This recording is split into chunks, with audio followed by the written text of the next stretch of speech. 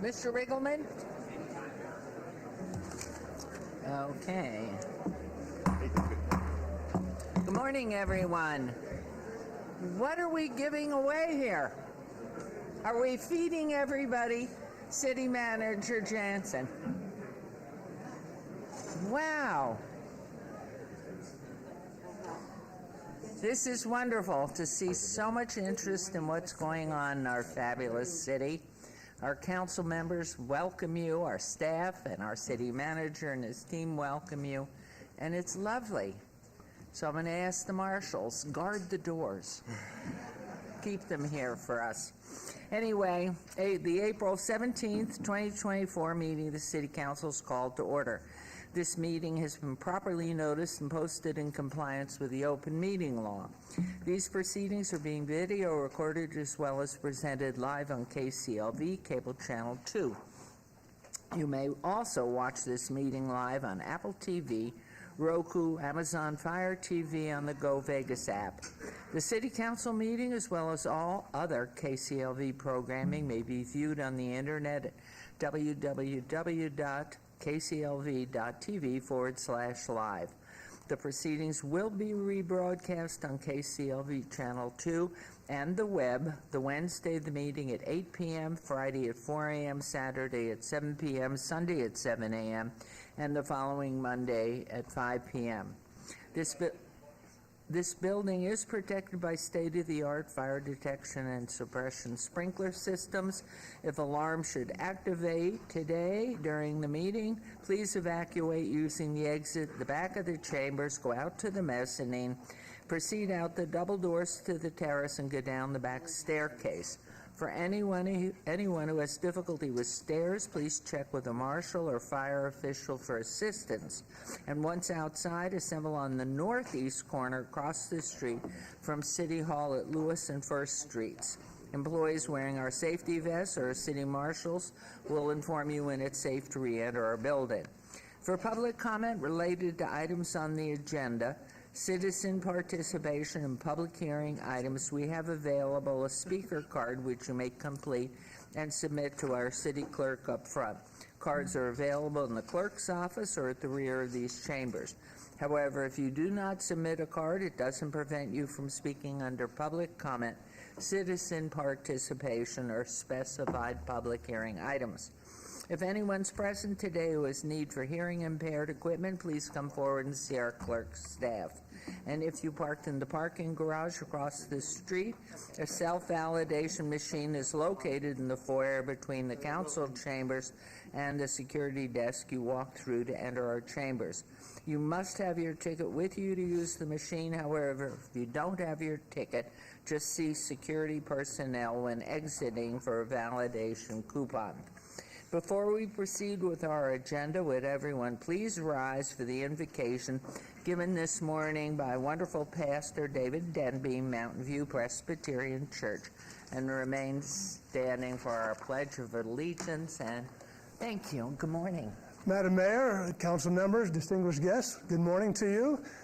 I was thinking, Madam Mayor, I've been doing this off and on for 9 years, and you've been the mayor the whole time I've been here. So is this our last year together? Is this... Unless I cheat. Okay, all right. Well, we'll be praying for that. So, all right, let's pray. Oh Lord, we come before you with a heart of gratitude, and we thank you for being a God of love who is with us now in this very room. You never leave us or forsake us. Your grace has brought us safe thus far, and your grace will lead us home.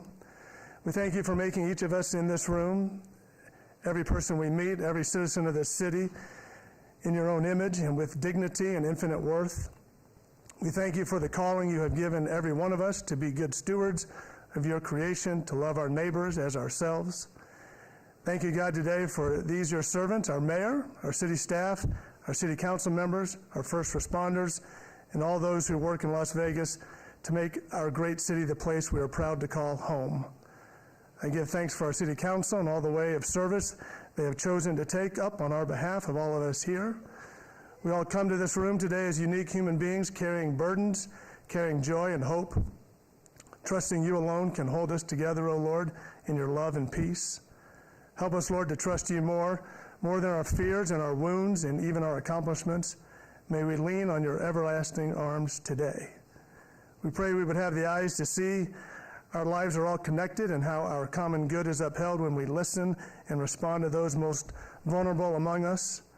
We pray your kingdom would come in Las Vegas as it is in heaven through your power, working in each of these your servants. May your truth be revealed. May your light shine brighter. May the voices of those most silenced be heard loud and clear.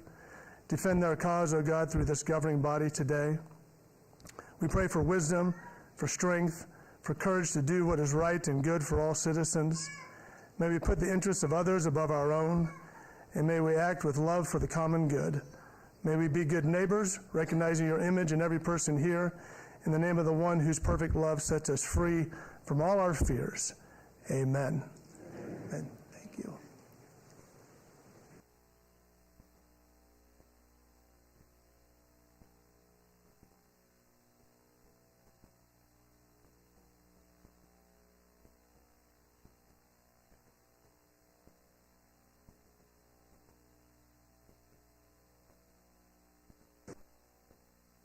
Thank you. We will now come down for our ceremonials.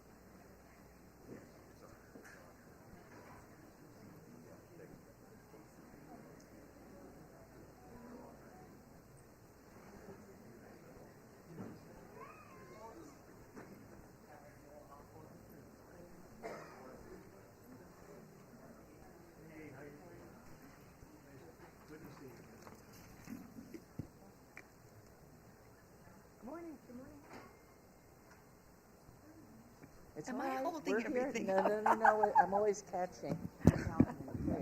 We are all here. Yes, we are. Good morning, everybody. This is our ceremonial portion of the agenda.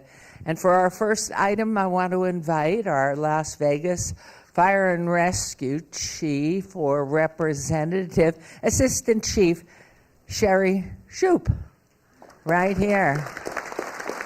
Go, ladies. Thank you so much for coming and helping out here. Our employees strive to meet our values of being kind, committed, and smart, and they work to build our community to make life better. Not only life better, but life better for us all. I'm proud to announce that the Employee of the Month is Travis Torgerson. Come on down. Where are you? Wow.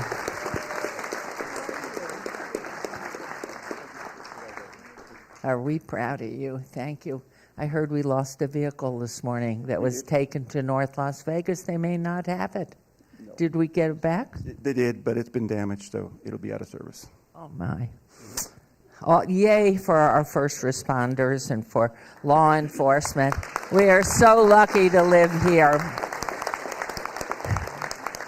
This gentleman on my right and your left is a fire prevention specialist and has been with the city since 2014. So this is a celebration for him.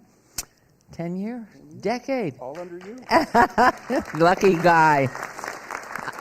On December 27th, 2023, Travis was conducting an inspection at an apartment complex and was looking forward to saying hi to an elderly resident he had met on previous inspections. When Travis knocked on the resident's door, there was no response. He checked with a neighbor who mentioned that she had not seen this resident for a few days.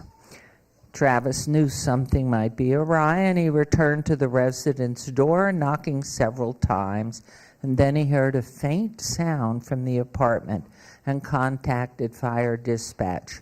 Station 8 crews soon arrived to find the resident on the floor crushed under her television set, which had fallen upon her, and she was unable to move. Of course, Travis made sure that she was transported to the hospital, and it was later determined that the resident had suffered a stroke around Christmas Eve and had been on the floor under her television set since then. It would have been easy to walk away when there was no answer at the first response, but Travis had a sense that something could indeed be wrong, and being the caring, compassionate individual that he is, he ended up saving this woman's life. So Travis, thank you for the high quality of being such a wonderful human being, of whom we're so proud, and for all that you do to serve our community. So before we give you the microphone, and don't we have a present for him? Oh, we do. Aside from your name being up on Clark and Main Street to drive back and forth, back and forth, back and forth, back and forth. Assistant Chief, yay. Good morning to you. Good morning, everybody. I'm Assistant Chief Sherry Shoup. I'm the city's fire marshal. I'm here on behalf of Chief Gray, and I just wanted to add a few words to what the mayor already read to you. We're very pleased and proud today to be recognizing one of the folks who works in the background. You're surrounded by folks like that throughout the city, little pockets of people, individuals and groups who work quietly in the background. You never see their names, you never hear about what they're doing, but you see the results of their fantastic work. That's why we're such a fantastic place to live. Travis is one of those people that we're very, very proud to have working for us behind the scenes as a fire inspector, inspecting both existing buildings and new construction, inspecting for new business licenses. More importantly than that, maintaining the life safety of the community and establishing relationships. Our inspectors are ambassadors for the city out in the community, and we're very proud that people reach out to us and ask questions that have nothing to do at all with fire prevention or fire services at all, and we can help guide them to the other city services. So once again, very proud to be honoring you today, Travis, and I hope you have a very long speech prepared, because all your coworkers are up there waiting to hear it. Thank you.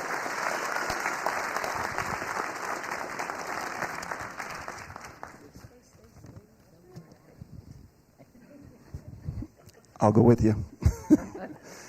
Thank you very much. I'm honored, but not happy to be standing in front of y'all. I was hoping it was going to be a small group, but no.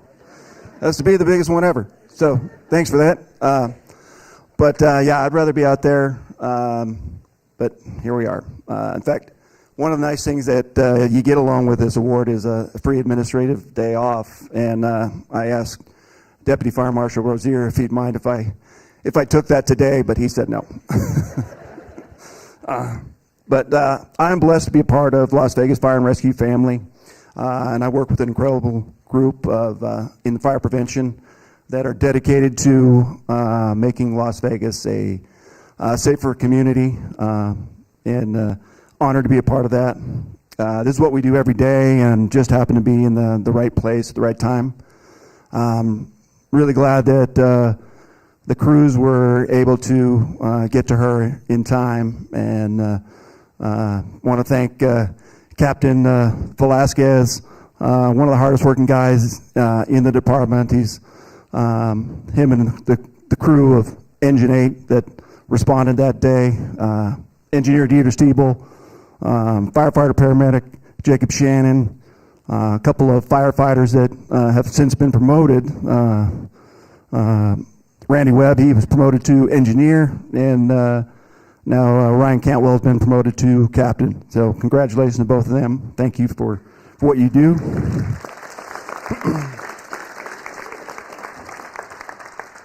Station 8 is my home station, and I'm honored to be a part of that and glad that they welcomed me in there. I've been with fire for the last 3 years now, all but spent there, and I don't want to go anywhere else. And lastly, I'd like to thank my incredible wife.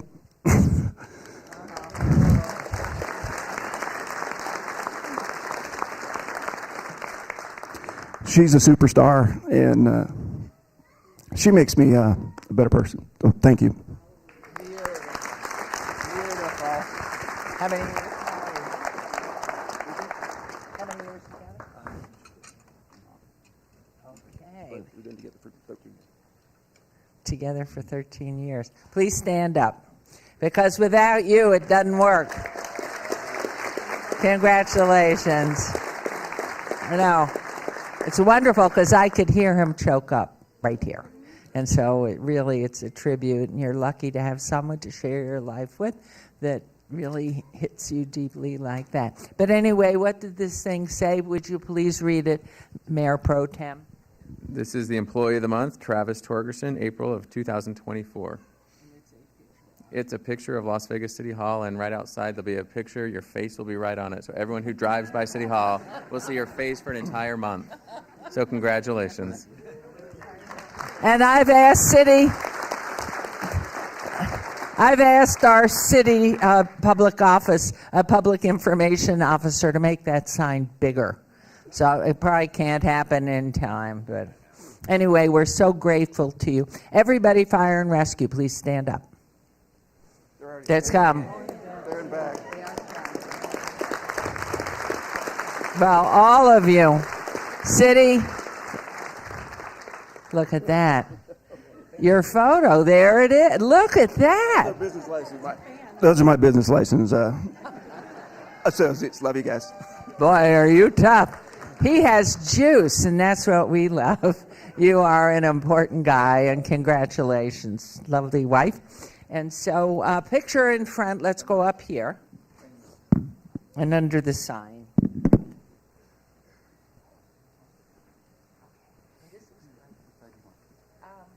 you have a good side? I don't. This is my best side.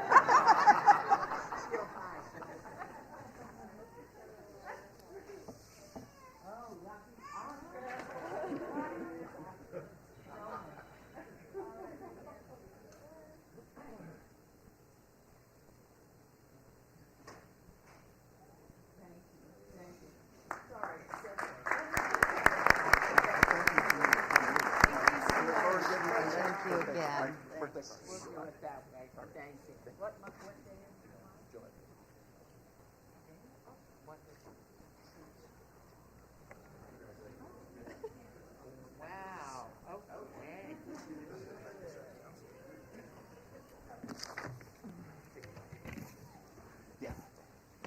Congratulations. Fabulous. And all fire and rescue, all of our first responders, bless you and thank you. Wonderful morning. Just wonderful. Okay, I think I know what's coming next. But full of surprises always. Come on up, Councilwoman Ellen Polensky. Okay.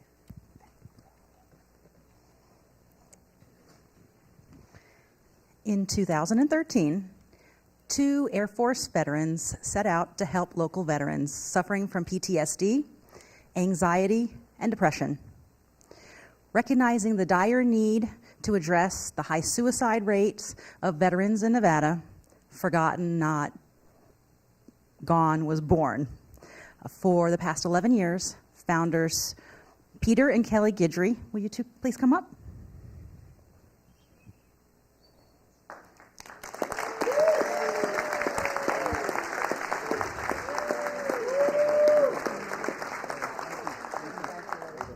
They have breathed life into an organization which has helped not only thousands of service members, but their families, active duty members, guardsmen, and reservists. Using outdoor recreation as a way of bringing veterans together, the Guidrys, their staff, and volunteers support rides sometimes 2 to 4 times a day, 6 days a week. Last month, my staff and I had the opportunity to visit Forgotten Not Gone's new storefront and take a ride. I saw firsthand how their programming can create camaraderie and healing to those who need it the most. For their selfless and relentless desires to help fellow veterans, I couldn't think of a more deserving organization to be honored here today. On behalf of the mayor and the Las Vegas City Council, I'd like to present this proclamation to Forgotten Not Made. If you want to hold on to that. Forgotten, gone. Which reads, whereas in 2013, Peter and Kelly Guidry, both United States Air Force veterans, founded Forgotten Not Gone to heal their own pain and suffering and offer veterans an environment to restore their emotional, physical, and spiritual healing. Whereas Forgotten Not Gone has created suicide prevention throughout Veterans Peer Support Outdoor Recreation Network, which provides fun, pleasure, a sense of security, improved quality of life, and stability, which aids in forming new and healthy coping skills. Whereas physical activity has a profound mental effect on a person, and Forgotten Not Gone's fleet of velomobiles, these are recumbent trikes, here to our left, help veterans get their minds off self-destructive thoughts and focus on living again. Whereas the path from moral injury to moral repair is a long one and requires courage, Forgotten Not Gone encourages spiritual health and development of our service members. Whereas Forgotten Not Gone began their mission with only 2 recumbent bikes and a dream to help veterans, today their fleet has grown over 80 sports adaptive e-trikes.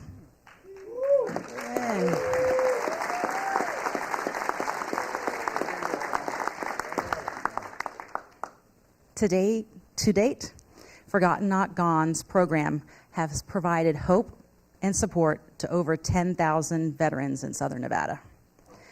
Therefore, we, the mayor, and the members of Las Vegas City Council hereby proclaim April 17th, 2024 as Forgotten Not Gone Day.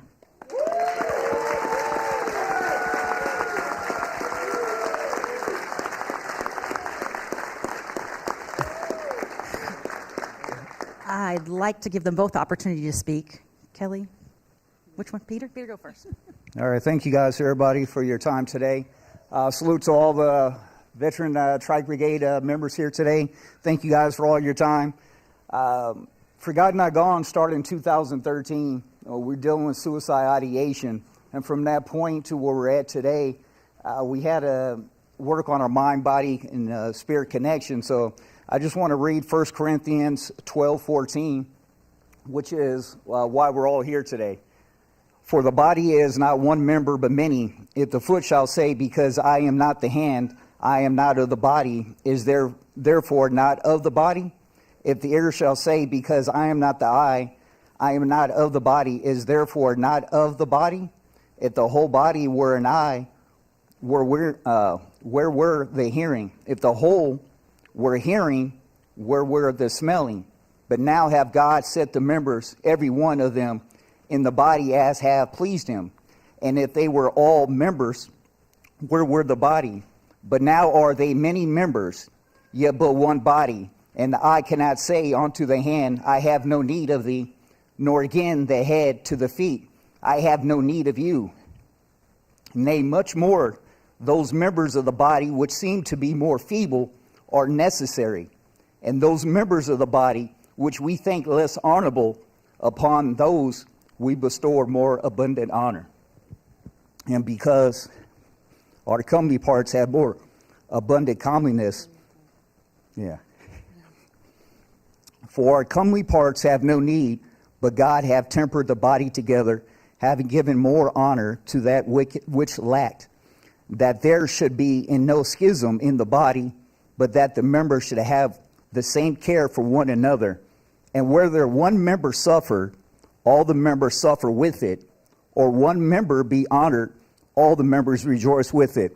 And so together, as we were suffering, suicidal, depressed veterans, together we're making it happen. And it's just incredible dream come true. So thank you guys for all your time today. All right.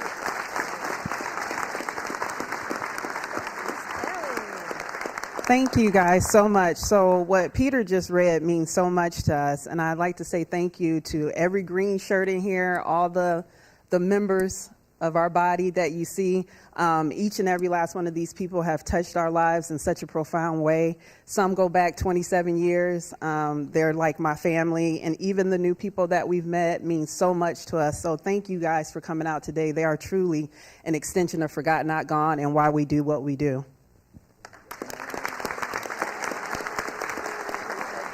One last thing. Just thank you so much to Councilwoman Francis and everyone on the council. We really, really appreciate it. And so much to Samantha Bivens. Samantha has been a supporter of ours for many, many years. She is phenomenal. She bleeds for veterans. She's pretty much a veteran herself, I'm telling you. She is, yes, it's a Gold Star wife, Civilian Support Squad. She is my ride or die. Love her. We're going to go stand in front for some pictures, and we can get a picture with just you guys and everybody. Okay. Got it? We're going to get a picture with the Guidrys, and if everybody with the green shirts, the whole support group, can come up after, that would be great. I don't know if you want us up front or behind. Oh, okay. Well, that's okay. We can't have everything. Sorry, let me move this back, Peter. Just to give us more room.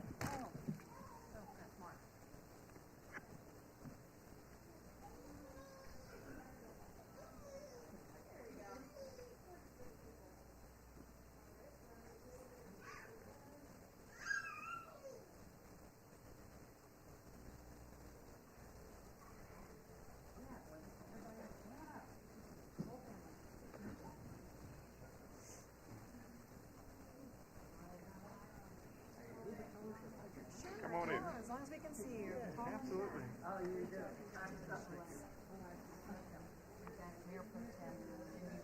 There we go.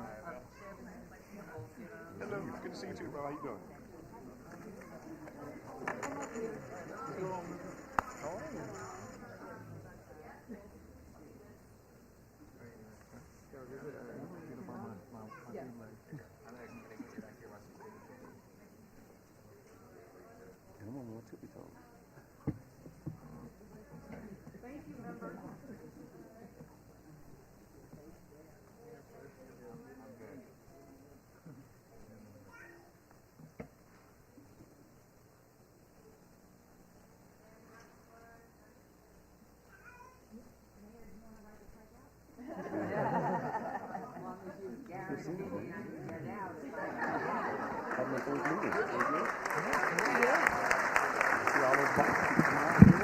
And we have these baskets, and we also have a good luck mayor chip for each of you. Thank you for your service.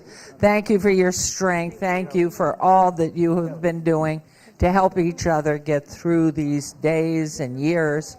You are a banded, positive group. And these come with good luck, good health. And Kira's right there with the camera.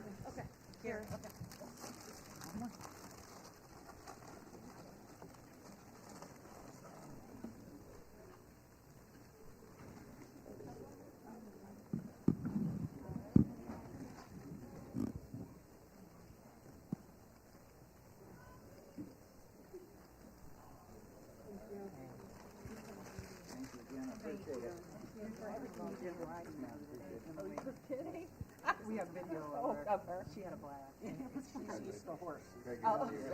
No wonder. But thank you. Thank you again, Mayor. Good seeing you again, ma'am. Yes, ma'am. Yes, ma'am. I appreciate it. It's our pleasure. We're having the time of our life. Yes, ma'am. Yes, ma'am. Thank you. Thank you, ma'am. Oh, the mayor, of course.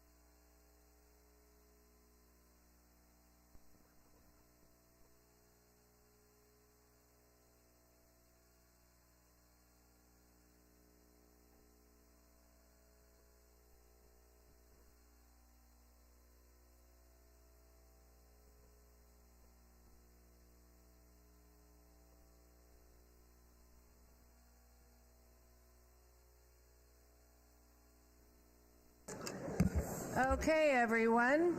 I think we're ready to continue on with the rest of the morning. And so we're on agenda item number 7. And yes, I hear you, but I don't see you. Yes, good.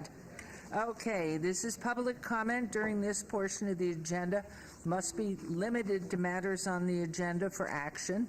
The amount of time any single speaker is allowed, it may be limited. All comments made will be cross-referenced to those specific items. So if anyone submitted a speaker card or wishes to speak under this portion of the agenda, please come to the podium and state your name for the record. This is your opportunity to address council, but council's not able to respond or engage in dialogue. We'll set the time at 1 minute. And just for those of you who are first-timers here, we have another longer period of time at the end of our council. So if you'll state your name for the record, we don't need your address, correct? Just your name and the agenda item to which you are speaking.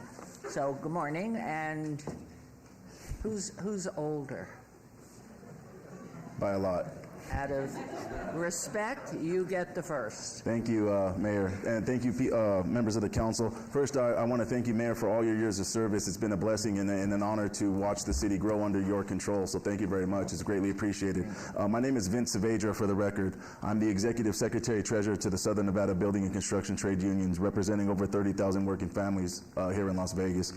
I'm here to talk about a few agenda items, just to touch really quickly 15, 16, 17, and 18. We believe that people from the community should be building the community. I've spoken with several council members about this and my concern and how I want to put folks from underserved communities of the city of Las Vegas into apprenticeships. Unfortunately, it's very hard to do that when taxpayers' dollars don't always get to go to the community back. I understand it benefits the community after these things open or after the projects are completed, but it's very important to give people from the community a pathway into apprenticeships. I know that all these folks behind me, I would ask that if you're in support of this and everything I'm talking about and you're in a trade, please stand up.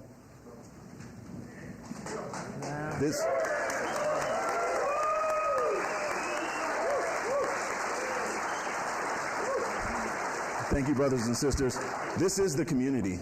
These are the folks that build this great city that we live in. We build monuments. We shape the skyline here. And everybody that lives in our great city deserves the opportunity to join an apprenticeship to help the team. Everyone's here right now because they're out of work. Other folks that aren't working right now are working out of state. And it's very important that we put these folks to work. Thank you very much, and I appreciate your time. Well, I thank you very much.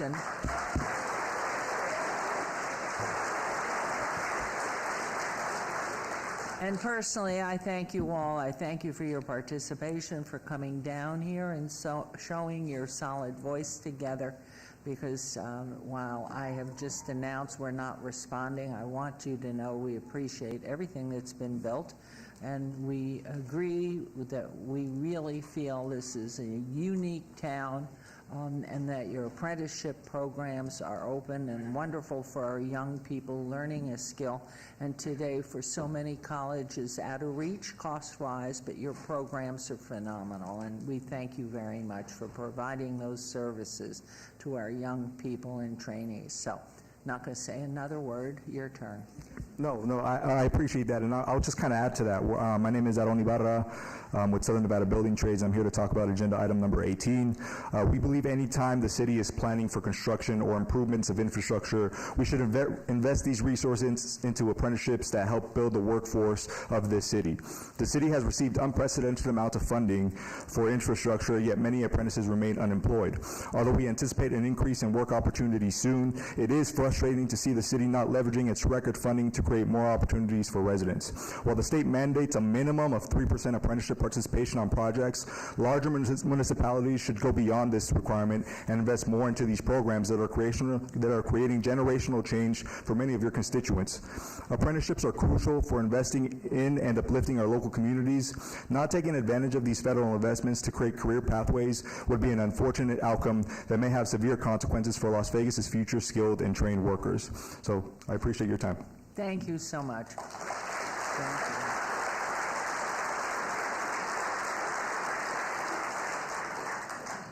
Good morning, Mayor, Council.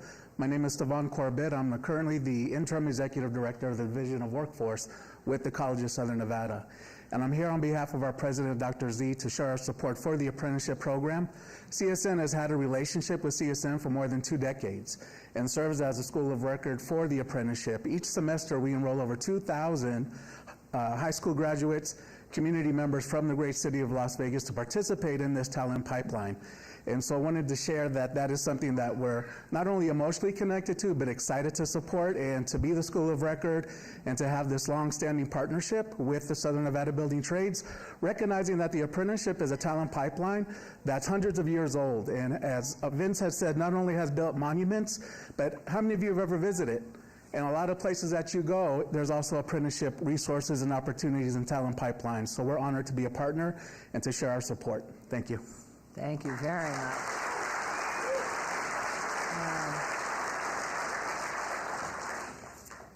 Well, before I close this public comment, is there anyone else that yes, please. And I want to thank you all, how respectful, kind, polite you are. We have been doing the open public comment for years and years and years, and there's never been a more respectful, large body of people in these chambers, and I want to thank you very much for that courtesy. It is really heartwarming for all of us sitting up here who believe in this community and everything each of us can do to make it a better place every day. Thank you. Yes, sir. Good morning, Mayor. Good morning, Council.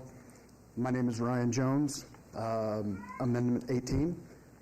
I'm a former apprentice, journeyman, and now the owner of Set in Stone Tile and Marble with Bricklayers, Allied Craftsmen, Local 13. Over the past 5 years, there has been a tremendous amount of growth and opportunity in the construction industry in Las Vegas. This growth has attracted a lot of out-of-state businesses that have come and taken advantage of our market. I feel it is very important to ensure that we support local trades, suppliers, and business owners. Build with Vegas locals, we make Las Vegas stronger. Thank you for your time today. Thank you very much.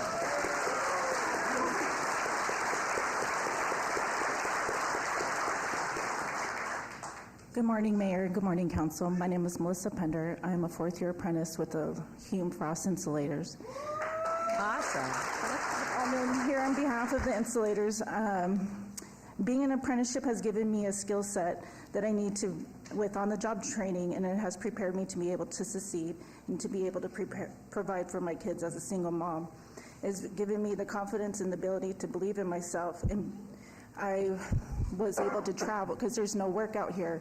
I was able to travel across the United States to work, and I ended up having to come back because my daughter's having she just was feeling low without me being here. So I just hope that we're able to get work going again. Thank you. Thank you. Thank you. Family?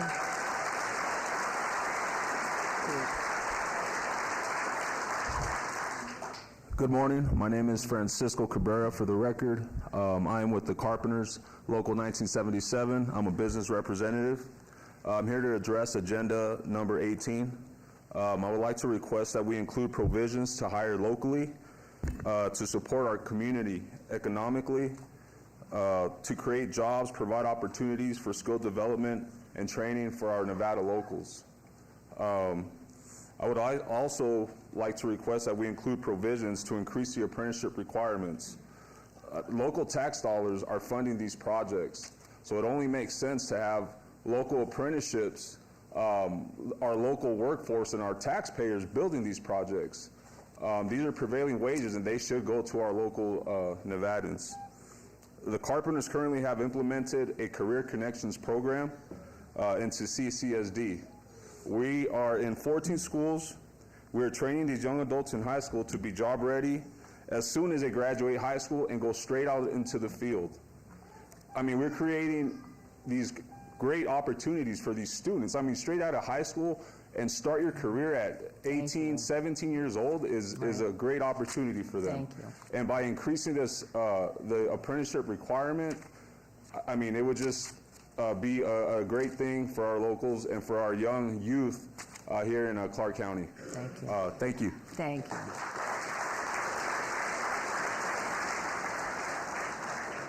Hello, my name is Richard Guillen. I'm here to address agenda item number 18. I'm a third period apprentice with Local 433, iron worker.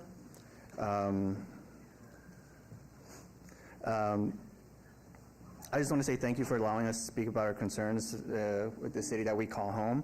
As of now, we have people from out of town building our schools, hospitals, roads, places that they probably won't even really get the pleasure of using. The same roads that I take to go to school over at CSN North Campus, and the same roads that I used to take to go to the Strip whenever I happen to get it. Whenever I get the chance to actually get a job out there. I take lots of pride in living in Las Vegas and working to build a city that will hopefully last for generations to come.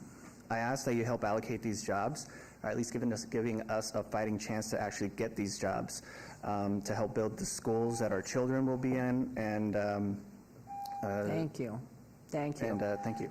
Fine. I didn't know how, if there are a lot more, and you're certainly welcome to speak. If you just get in line, it will move it faster. We have a good agenda that we have to get to, so anybody that wants to come up, we welcome you all. We certainly understand what you're saying. We certainly agree our young people need apprentices and apprenticeships and learning, and to help us take care of our own. So we're with you on that, and definitely, but if there are others that are going to come up, because it takes you a while to get from your seat, just come right on up if you would, and we'll work both microphones. Thank you, and good morning. My name is Juan Pablo Leosoria.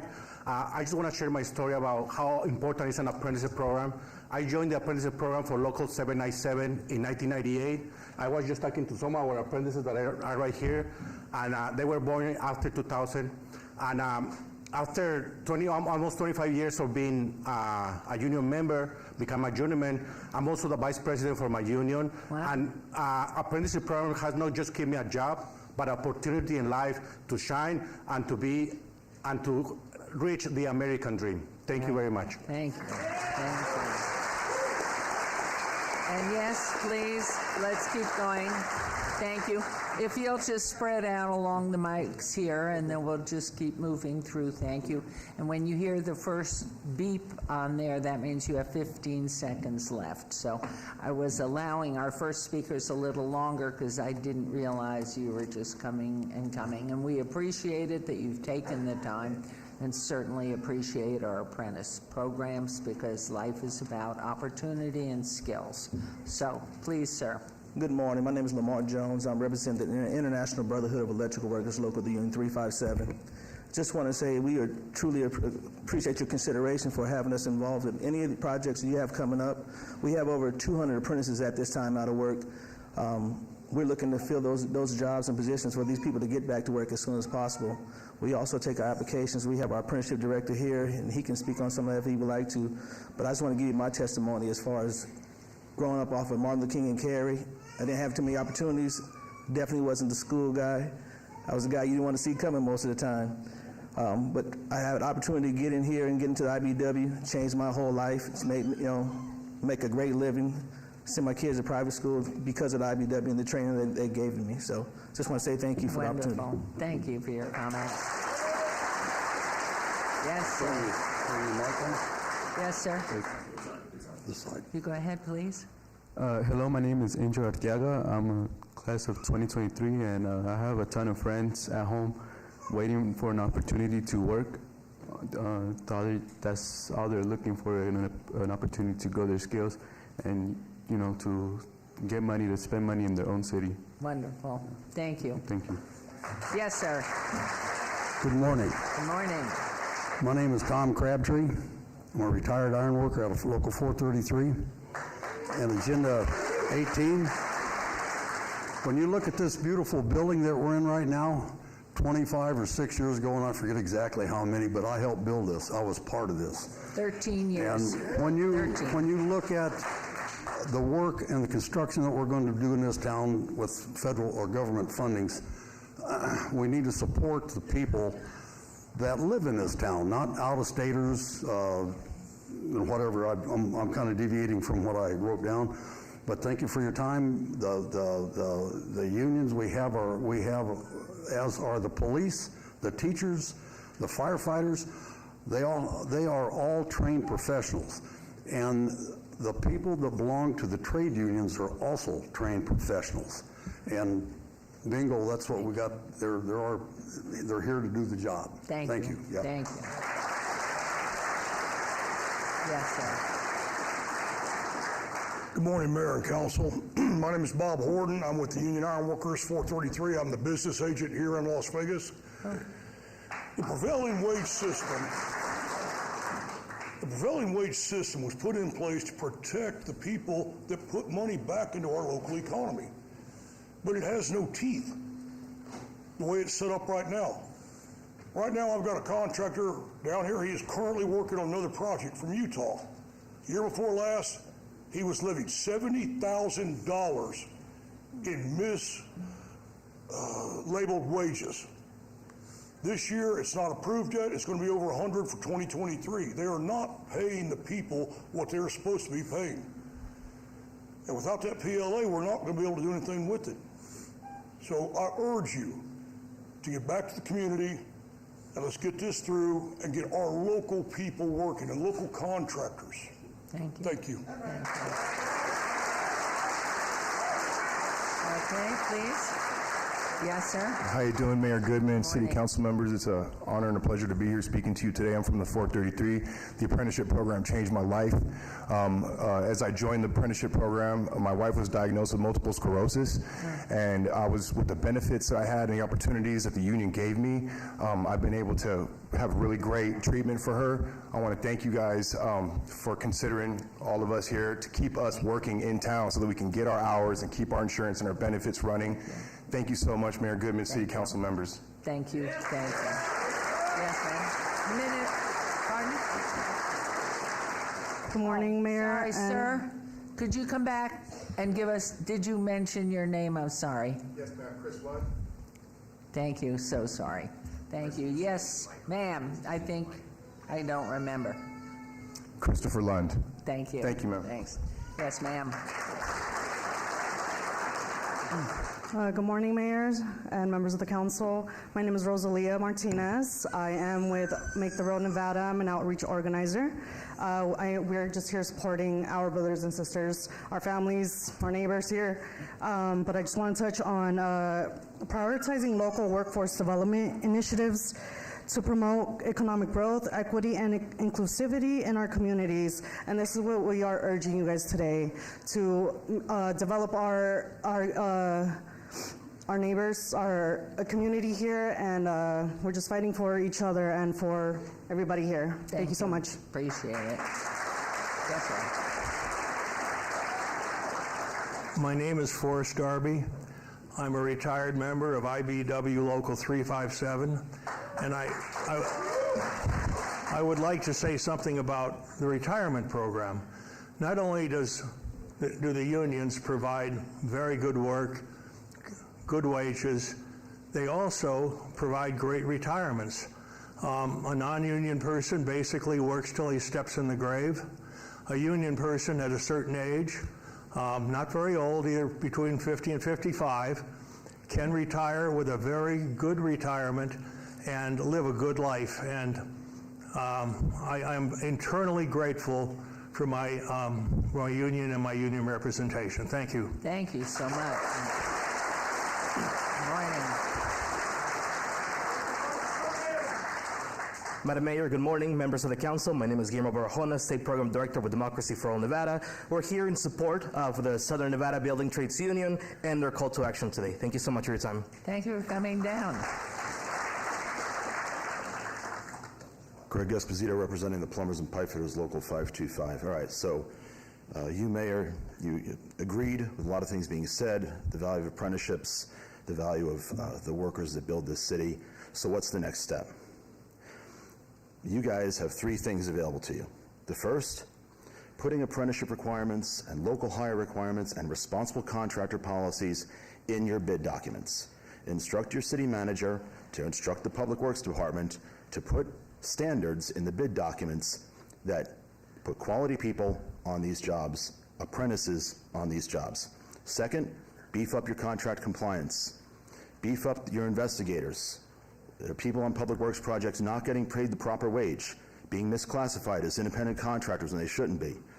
Allow your contract compliance department to do its job. And third, when you have people coming into your office proposing projects, ask them, have you spoken to building trades yet? What does your workforce look like? What are your plans for using apprentices on your project, private and public? Thank you. Thank you.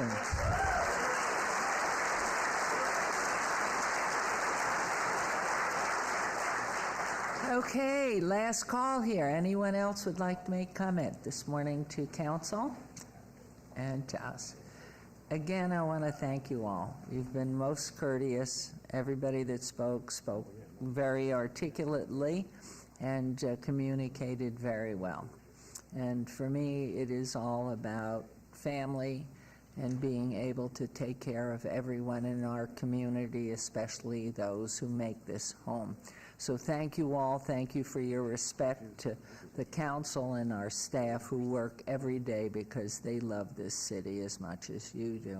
So thank you all, and we will close the public comment period, and we will move on to agenda item 8.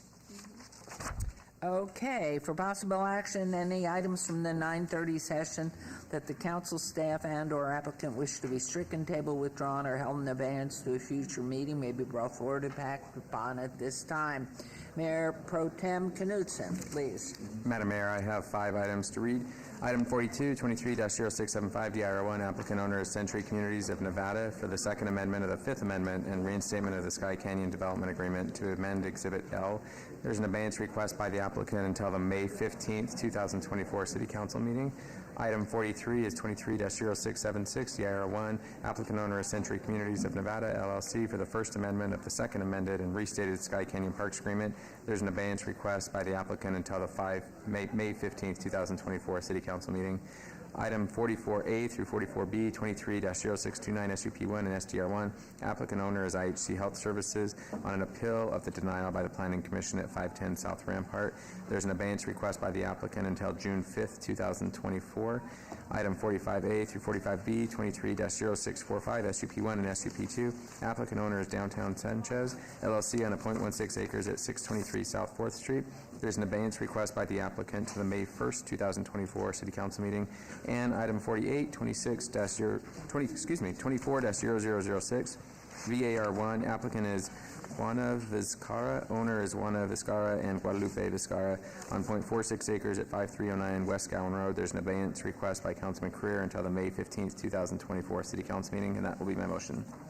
Okay, there's a motion on the floor. Please vote and please post. This is agenda item 8, and that motion, there it goes, is approved. And we will move on to agenda item 9, for possible action to approve the final minutes by reference to the March 20th, 2024 regular City Council meeting. Mayor Pro Tem, may I have a motion to accept the minutes? Move to approve.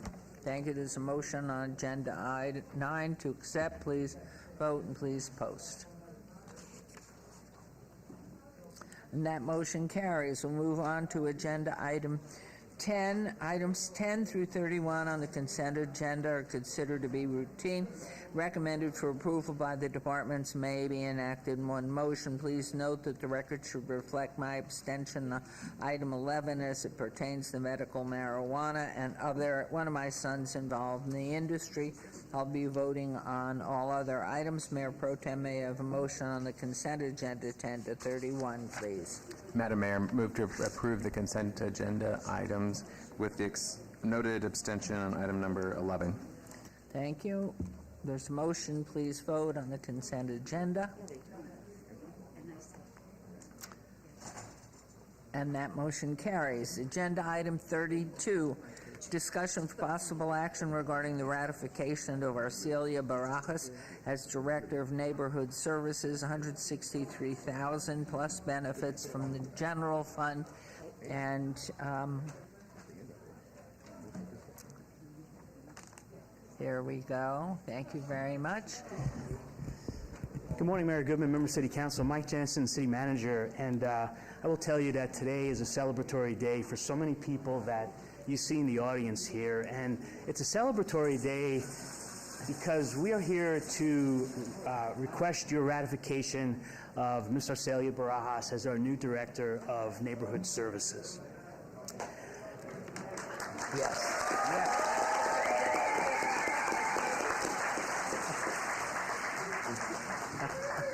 You know, so many of us at the city, out of our near 4,000 employees, there's many of us who came to this great city from someplace else. Myself is one of them. But Arcelia is someone who has grown up in Las Vegas, and I want to tell you just a little bit about Arcelia before I turn the mic over to Arcelia. Arcelia grew up in Las Vegas, not far from the intersection of Rancho and Bonanza on a street called Dyke Lane. She went to Maybelle Hogarth Elementary School for kindergarten. She went to Wasden Elementary School for the balance of her elementary school period. She went to Hyde Park Middle School. We hear all about the great things at Hyde Park today, but it was great when Arcelia was there as well. And she's a Clark High School grad. Mayor, you always ask about where some of our employees went to high school. Arcelia is a proud Clark High School alumni. Go Chargers. It just truly goes without saying how much Arcelia cares about our community, in particular for the part of our community for folks that have some of the most challenges in our community, which is one of the cornerstones of the Neighborhood Services Department. So with a little bit of background on Arcelia growing up in Las Vegas, I want to tell you a little bit more about what she's done since she's been here at the city. She's been with us almost 10 years. July of 2015, Arcelia started at the city. She started out as a senior management analyst. She was promoted a number of times. She was promoted to community services administrator. She was promoted to deputy director. And since December of 2023, she's been the acting director.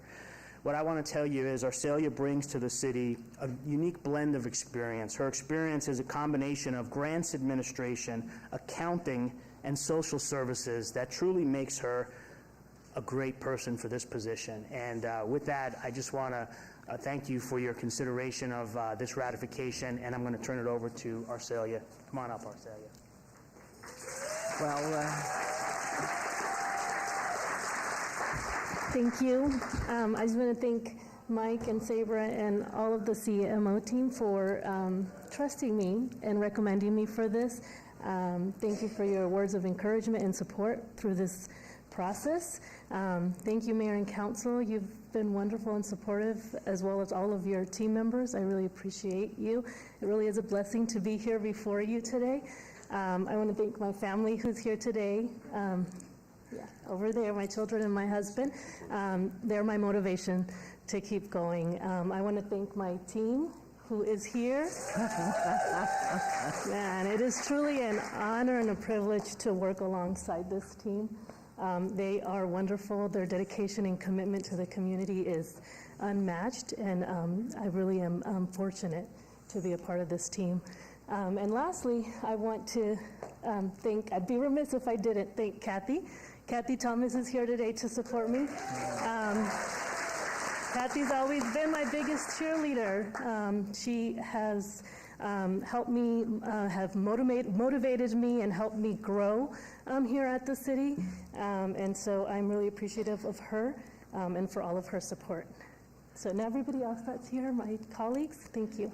Well, we are so grateful for this nomination and for everything that you've been doing, and knowing the genius and the vision of Kathy Thomas and what she has worked so hard to create, always espousing her great pride in you and watching what you've done these years. It really, it's a challenge that we are setting an example around this country of the issues with which we're dealing with the unhoused and the unhealthy, and trying to make each individual on a pathway to a better life for themselves, and then obviously for their friends, neighbors, families, and the entire community.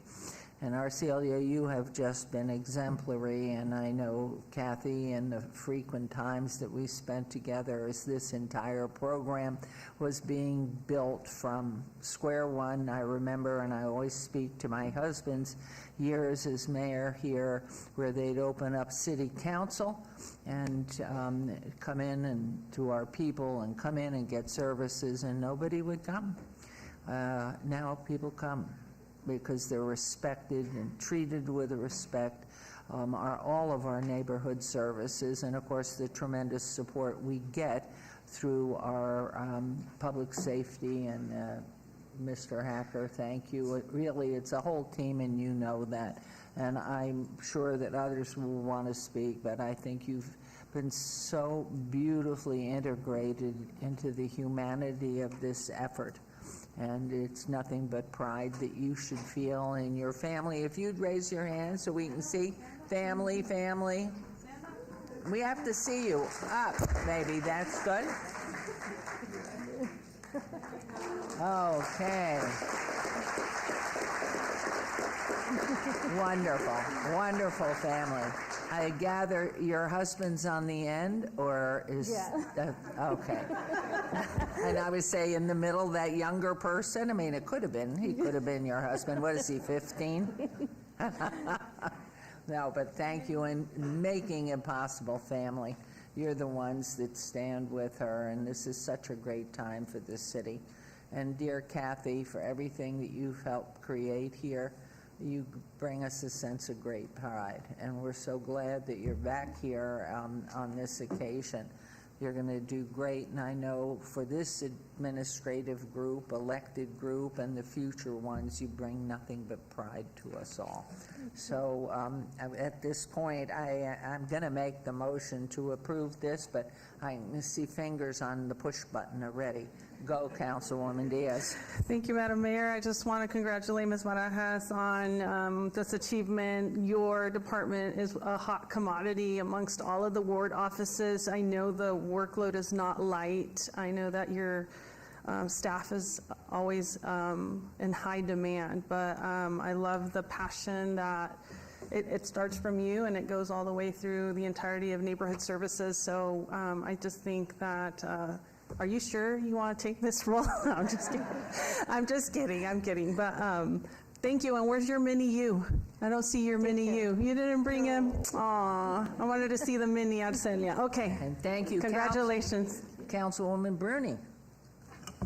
Thank you. I just wanted to say congratulations. I saw Kathy over there before you recognized her. I was going to say, Kathy, you left some really big shoes to fill, but Arcelia is doing an amazing job, and I know you've just been great with our office, so thank you and all of your team.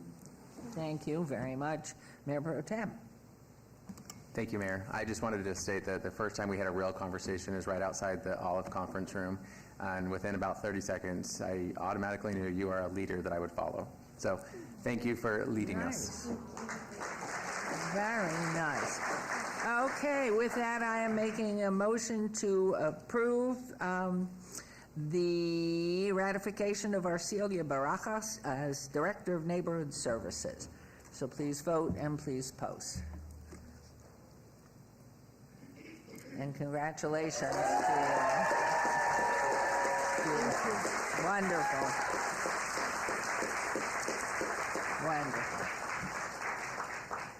Okay, agenda item 33, discussion for possible action and appeal of conditions for a full alcohol on-premise license for Shady Fremont LLC DBA Disco Pussy at 512 Fremont Street, Ward 3, with Councilwoman Diaz.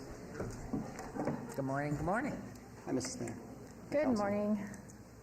Good morning, Mayor, Council. Darcielo by Hurd, Business Licensing Manager. This item before you, for the record, is an appeal for a director's condition on an existing business.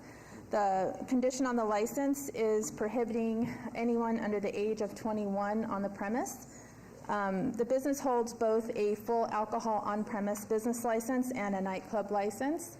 Las Vegas Municipal Code 6.39040 states that minors are not allowed in a nightclub premise unless there is an approved special event, or if there is a restaurant serving meals and the minor is in a designated area for the meal consumption between the hours of 6 p.m. and 10 p.m.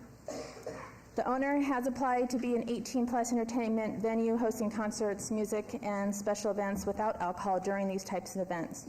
However, at the discretion of the director, the removal of that condition was denied. Therefore, pursuant to Las Vegas Municipal Code 6.02.110C, the applicant has chosen to file an appeal to City Council. So the applicant is here to discuss that appeal with you. Thank you. Good morning. Good morning. And do you want to announce yourself and make any comments you would like within reason and always with great dignity? Yes. Thank you. My name is Ryan Doherty. I'm founder of Corner Bar Management, and we are here to ask for 3 times a month. We're allowed to do an 18 and over concert at the venue. These concerts would be produced without alcohol, and we're just looking to use the space as a live entertainment space. Thank you. Okay, any questions, comments? Anybody here? We're just going to turn it right over to you, Councilwoman. Thank you, Madam Mayor. I know Mr. Doherty is an awesome operator of many venues on Fremont, yet I just don't think that I don't think this is ideal right now to allow 18-year-olds in the adjacency of so many nightclubs, and so my motion will be to deny the appeal at this time. Okay. And I have a question. yes, Councilwoman Seaman, please. In this venue, there will be no alcohol, right? No alcohol. So, And this license exists down the street from us. They have a live entertainment license that is 18 and over with alcohol. so it's entertainment for 18 and over, and there's no alcohol. No alcohol on the premise. Okay. Just to kind of give some context to my colleague, and she can take it or leave it, I mean, it's up to her, but in the adjacency of where this establishment is, it's basically all 21 and over venues. And so my trepidation and hesitation is putting 18-year-olds in the space of too many 21-year-olds. I don't think that's sound. That's just my own. Yes, please. Through you, the mayor. Aren't there restaurants along that road? Because I have toured it, and there's Mexican restaurants, and how many restaurants are right on that street? There's probably half a dozen restaurants along that street. I have 2 of them, and most of these events would be starting before our nightlife operations are even open for 21 and over. So these concerts start at 8 o'clock and are over before we're open for business with the 21 and over crowd. Thank you.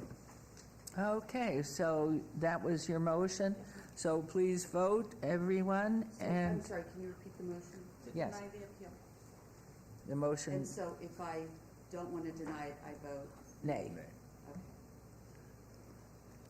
Okay, and please post. Okay, and the motion is denied. Thank you. All right. Thank you. Motion carries. The item was denied. Correct. Thank you. It's good you're an attorney. Thank you. Thank you. Okay, we'll move on to, that was 34.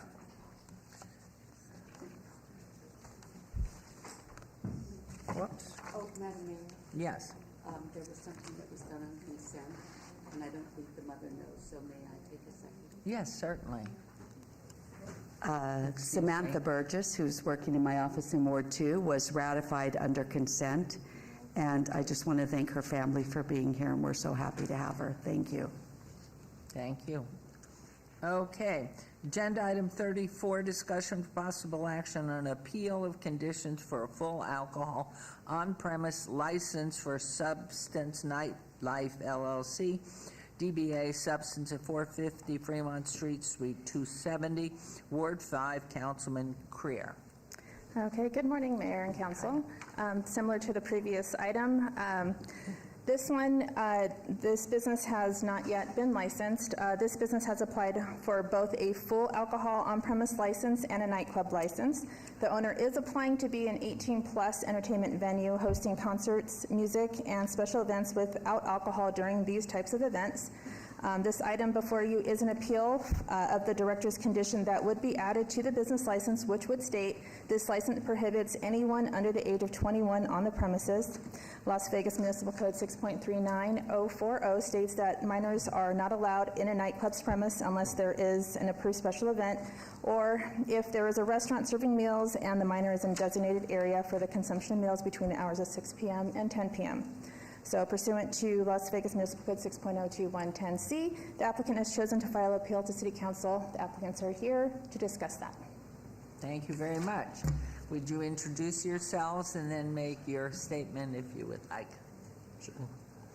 My name is Joseph Boroshevitz. Hi, Mayor morning. Goodman, members of the council. Myself and my business partner, Marcel Correa, we are longtime concert and event promoters here in Las Vegas. Between us, we have probably somewhere between 25 and 30 years experience doing this at various venues throughout the city, the county, North Las Vegas, other municipalities. It's been a dream of ours since very early on into the industry to open our own venue, to take all the positives and the negatives that we've taken in working at so many different establishments throughout the city and put them forward into our own establishment where we feel like we can deliver both the best of guest experience and the best in operations, logistics, and security all under one roof.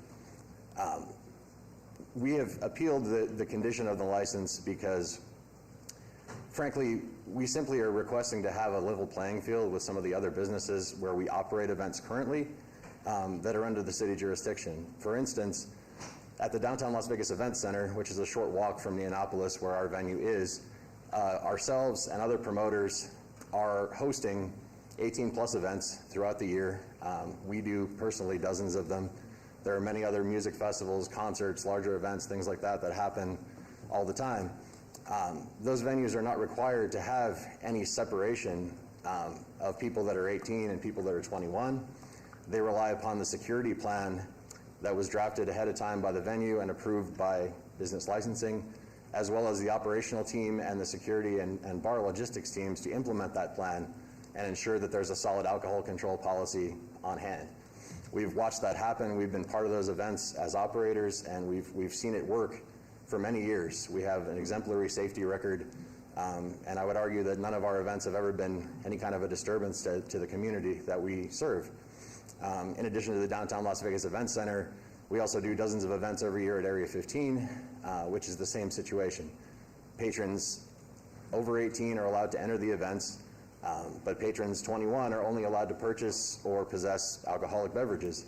And as I mentioned, it's up to the security plan of the venue, the operations teams, and the bar teams to ensure that the alcohol plan is safely and effectively enforced. We are simply seeking the opportunity to prove ourselves as responsible operators, doing the same thing that, frankly, other operators in our same business are already doing. And we've proven for over a decade that we can do in the city safely, responsibly, and with great success. Thank you. Thank you. And do you want to introduce yourself? We know who you are, of course. Everybody knows Lorraine Kusuhara. I'm Rohit Joshi's wife. I run Neonopolis 18 years now. I'm getting tired, and I'd like to fill this space. It's wonderful. You know that I had a museum in there, but COVID killed it, and I had to get rid of it. It was a great museum. Thank you. Museum. These gentlemen came to Rohit and I, and at first I was not that thrilled about that kind of music, but then I've been working with them now for a year and a half. I have great respect for them. I think that they have put together a comprehensive plan for operating this venue with 21-year-old and 18-year-old, and frankly, it's the city who's caused this. We let them walk around smoking blunts all day long. They're all up and down Fremont Street, sneaking drinks. if an 18-year-old is going to get alcohol, he's going to get it. So these guys have put a lot of money into my building, a lot. And from the very beginning, they came to the city telling you that they wanted 16-year-olds and 18-year-olds. No, 16. And 21. So I really think that you should allow them to come in and prove to the city council, and to you, Mayor, that they deserve this chance. Okay. Thank you. Thank you. Thank you. And our best here, hubby. Thank you. You keep them in line. So any comments, questions here? We'll turn this over to Councilman Six, Greer. 6 years, that's what this is about. Everybody's wondering, is he 6? What is it, 36, 46? Yeah. 6 years city council, 2 years planning commission, 8 years. I'm catching up to you. You know, I think that it is appropriate to keep it 21. It is a nightclub that's going to be serving alcohol.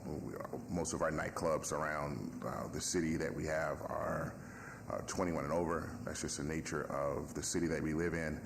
And I know that underneath the canopy, and you sort of hit on some things about how we have a number of youth that are spending time up and down the canopy, and we're doing our best with our marshals and our flex teams and our conditions teams and our substation to try to keep it under control. So I would be in support of the staff's recommendation of not allowing the 18 and over. And that's your motion? Yes? Councilwoman Seaman, please. I'm going to ask the same question I asked the gentleman earlier. Will the alcohol be there when the 18-year-olds are allowed in? It would be there, yes, but like I said, there's already a precedent for exactly what we're talking about taking place within 50 yards of our location, and it's being done almost every weekend by other venues, by other businesses, without restriction, and as far as we know, without issue. So In I the guess city? Say that again? In the city? Yes. Minerva, can you elaborate on that? I'm Darcy Ethelby-Hurd, I'm Darcy. Business Licensing Manager. I'm sorry, Darcy. We do have Fremont Country Club at 601 Fremont. It's on Fremont and 6th Street that does have conditions, 12 conditions on their license on how they can allow the two things to exist. So there's a very strong security plan in place. If you want, I can read you what those conditions are. So minors are prohibited from accessing areas where alcoholic beverages are consumed. These areas are designated as lounges, must maintain a separation barrier approved by the director with security present during all approved concert events. Minors are permitted within 1 hour before or after the advertised start and end times of the approved events. They must stay in a segregated area that provides seating such as tables, booths, or theater-style chairs where alcoholic beverages are not served or consumed.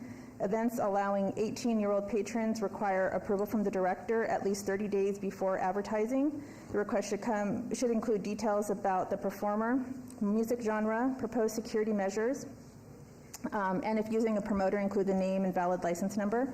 Establishments must have a director-approved method to verify that no more than 30% of the patrons are under 21 years of age.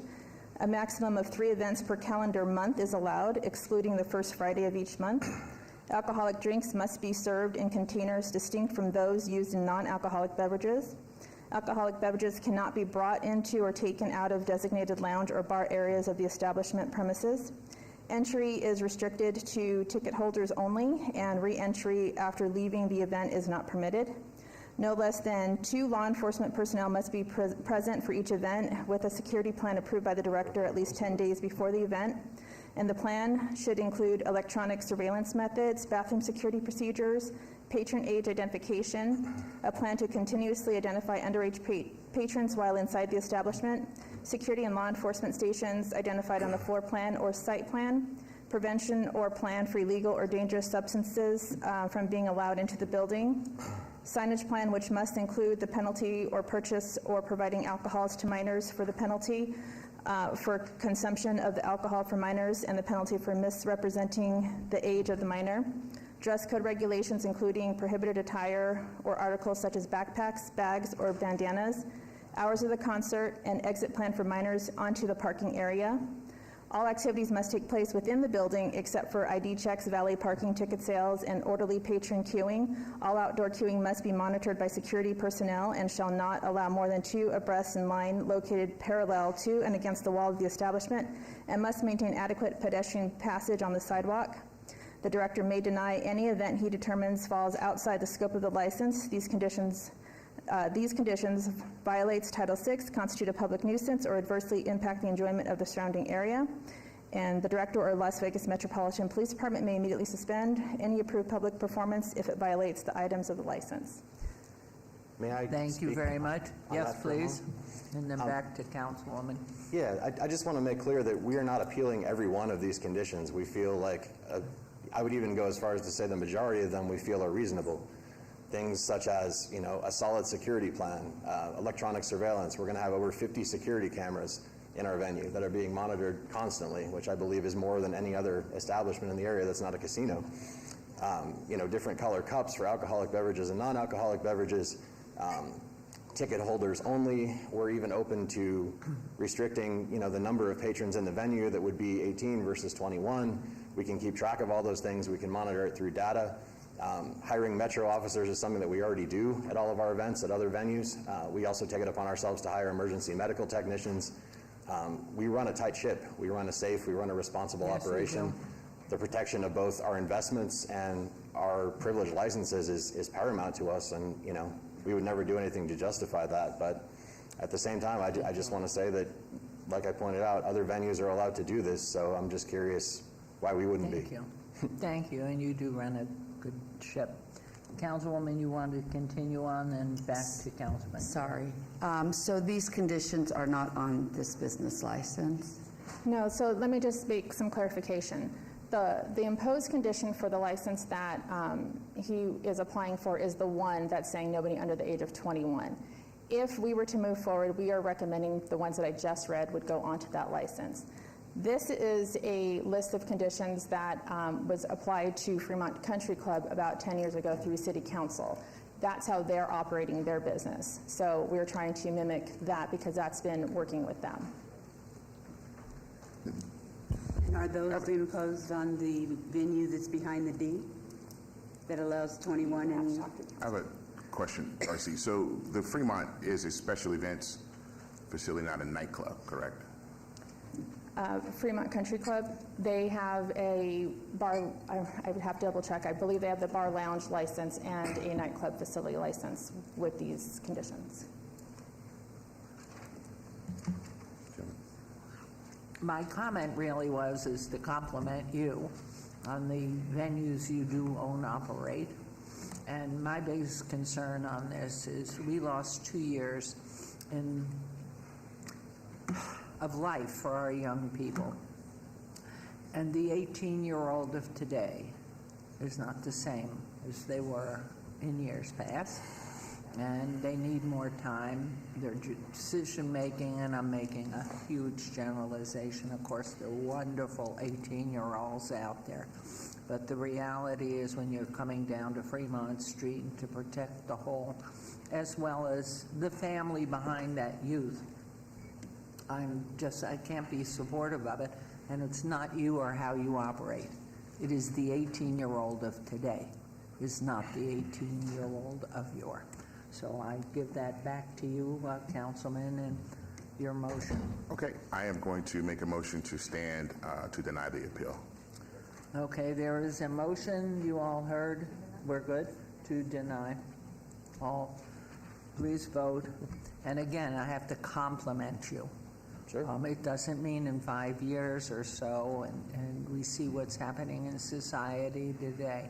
It's a very different day, and I'm very nervous about youth in the future. So they're doing things that are not right. So hopefully, and please compliment your husband for his tenacity on Neonopolis, but keep going. Don't take this as anything other than a reflection of where society is today, in my opinion. Not speaking for anybody else. So the motion carries as put forth. Thank you very much. Thank you. Good luck. Okay, we'll move on to agenda item 35.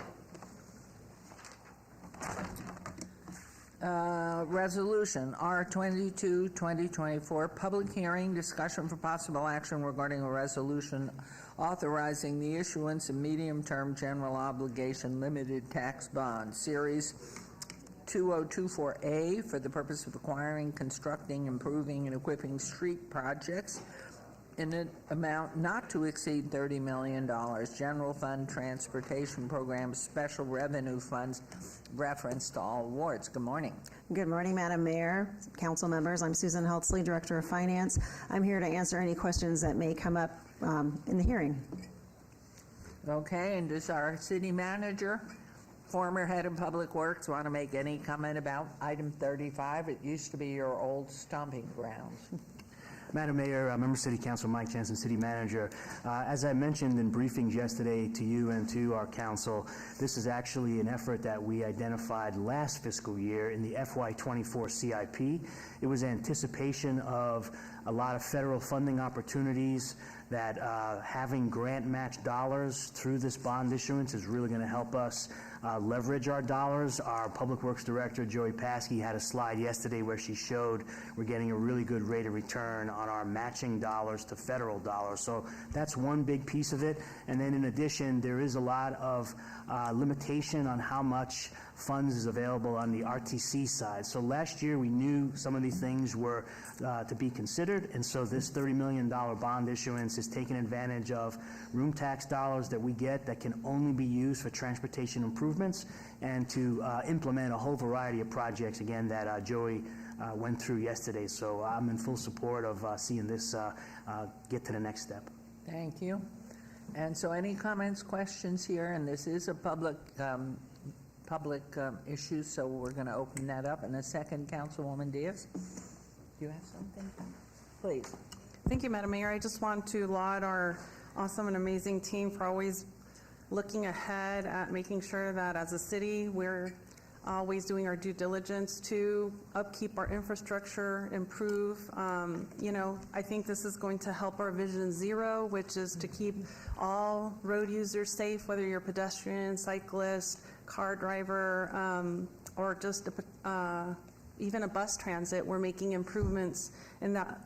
And so I'm super just grateful for the amazing team we have and just looking ahead and setting us up better for a better, let's say, infrastructure equipped city, because we hear it day in and day out about how things are off. We know about roads that are having too many accidents, fatalities, and we want to do our part in nipping that in the bud. So I'm very grateful. I know that this is some money that we have to invest, but we're also getting funding from the state and from the federal government, which makes the work doable. So thank you so much. And to the trade unions that were here, I think it's also allowing us to provide future jobs so that we don't see a lot of our workers unemployed in our own city. Thank you very much. And so this is a public hearing, which I am opening right now. Anyone who wishes to make comment on agenda item 35, please come forward. Okay, seeing and hearing no one, we will close public comment. And if there are no other comments from us, I'll move for approval of agenda item 35. Would you please vote and then post? And then I think I saw the motion carry. It did. Okay. Thank you. Yes, please. 1 second, please, Ms. Heitley, because we have councilmen here. Not for you. Okay, but good. thank you. Oh, Mr. okay. Navarro, I just wanted to let you Sorry. know your item's already passed, so you're welcome to stay for the entire meeting, but your item's passed, so go forth and do successful business in Las Vegas. Thank you. Okay. All right, we're on to agenda item 36. Board and Commissions, discussion for possible action regarding the appointment and nominees David McGowan, wrong, not David McGowan, we're holding, of Bianca Lenzi, Ward 6 as staff designees, Neighborhood Partners Fund Board. Annual appointments were made at the March 6th City Council meeting. However, a change must be made to accommodate Ward 2 and Ward 6, staff availability. So I understand, Councilwoman Seaman, you'd like to appoint a different staff member for Ward 2 at a future meeting, so we'll vote only on the Ward 6 appointment. Thank you, Madam Mayor. That was confusing, but it was because I'm reading different parts of the same thing. Therefore, I move the appointment of Blanca Lenzi, and we please vote on the motion.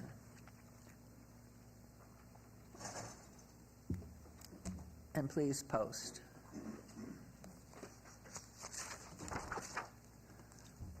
The motion carries. We'll move on to agenda item, and congratulations. And numbers 37, discussion for possible action regarding reappointment of Dasresha Harris and Ali Moore, both my designees as mayor, to the Board of Directors of CLV Strong Start Academy Elementary School, Inc. And I move to approve those reappointments as listed. So would you please vote on the motion, and then please post. And did you just back up and vote on the last one? Oh, did we go through? Can you add Councilman Creer to number 36 too? Yes, thank you. And that motion carries. Thank you. And agenda item 38, that motion carried, by the way, and recommending committee bills eligible for adoption later meeting. Item number 38, bill number 2023-2A, will be heard at a later meeting. And it is 2023-28, not 2024-28? Correct. It's Jeff Dorkak, City Attorney. That's from 2023. That one was drafted and introduced, so it's carrying the old Thank you. that year. I trust you. So new bills, 39. Items number 3940, bills number 2024-9, 2024-10, will be heard at recommending committee meeting Monday, April 29th, 2024. City Attorney, would you please read the new bills? Yes, ma'am. Bill number 2024-9, an ordinance concerning the City of Las Vegas, Nevada Special Improvement District number 1485, Alta Drive Landscape Maintenance FY 2025, providing for the payment of the costs and expenses of maintaining street beautification improvements, assessing the cost of maintenance against the accessible lots, tracts, and parcels of land benefited by said maintenance, ratifying, approving, and confirming all action previously taken, prescribing details in connection therewith.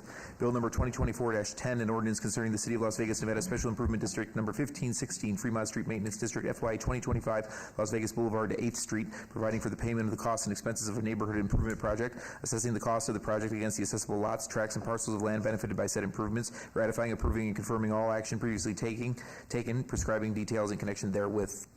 Thank you very much. New bills 2024-9 and 10 are assigned to the April 29th, 2024 recommending committee members, Councilman Knutson and Councilwomen Seaman and Polensky, if any so designated, unable to attend the clerk's office, will coordinate finding substitutes as necessary in my direction. Yes? Thank you. Okay, we'll move on now to agenda item 41. Item number 41 through 41C, because of items 42 and 43 were obeyed, may be considered one motion, one vote, as they are routine items with no condition changes. Any person representing an application or a member of the public or member of council not in agreement with the conditions and all standard conditions for the applications recommended by staff should request to have that removed from this portion of the agenda.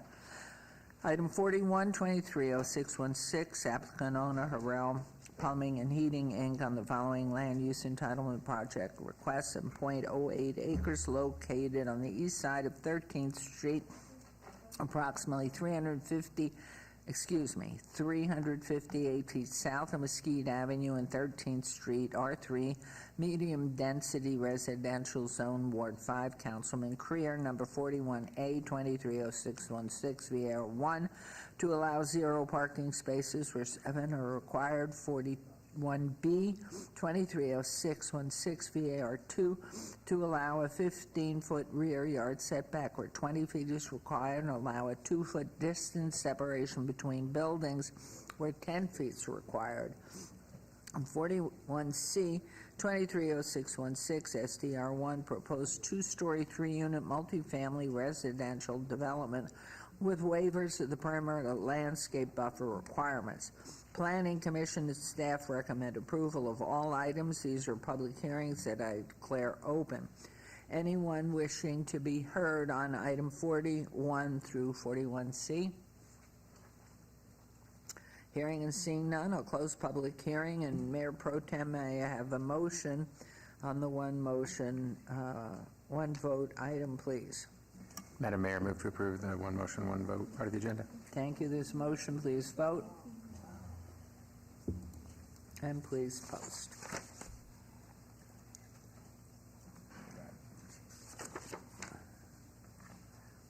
And that motion carries. Agenda item 42 is obeyed to the 15th of May, 43 to the 15th of May, 44, 44A and B to the 5th of June, and number 45A and B to May 1st. And so we will move on to agenda item 46.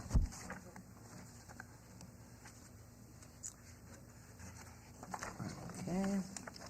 230656 SUP1 abeyance item, also public hearing. Applicant United Coin Company, owner Elkhorn Wallapai LLC, for possible action land use entitlement project request for proposed gaming, incidental gaming machines only, use at 7161 North Wallapai Way, Suite 110, PD Plan Development Zone, VC, Village Commercial Cliffs Edge Special Land Use Designation, Ward 4, with Councilwoman Alan Polensky.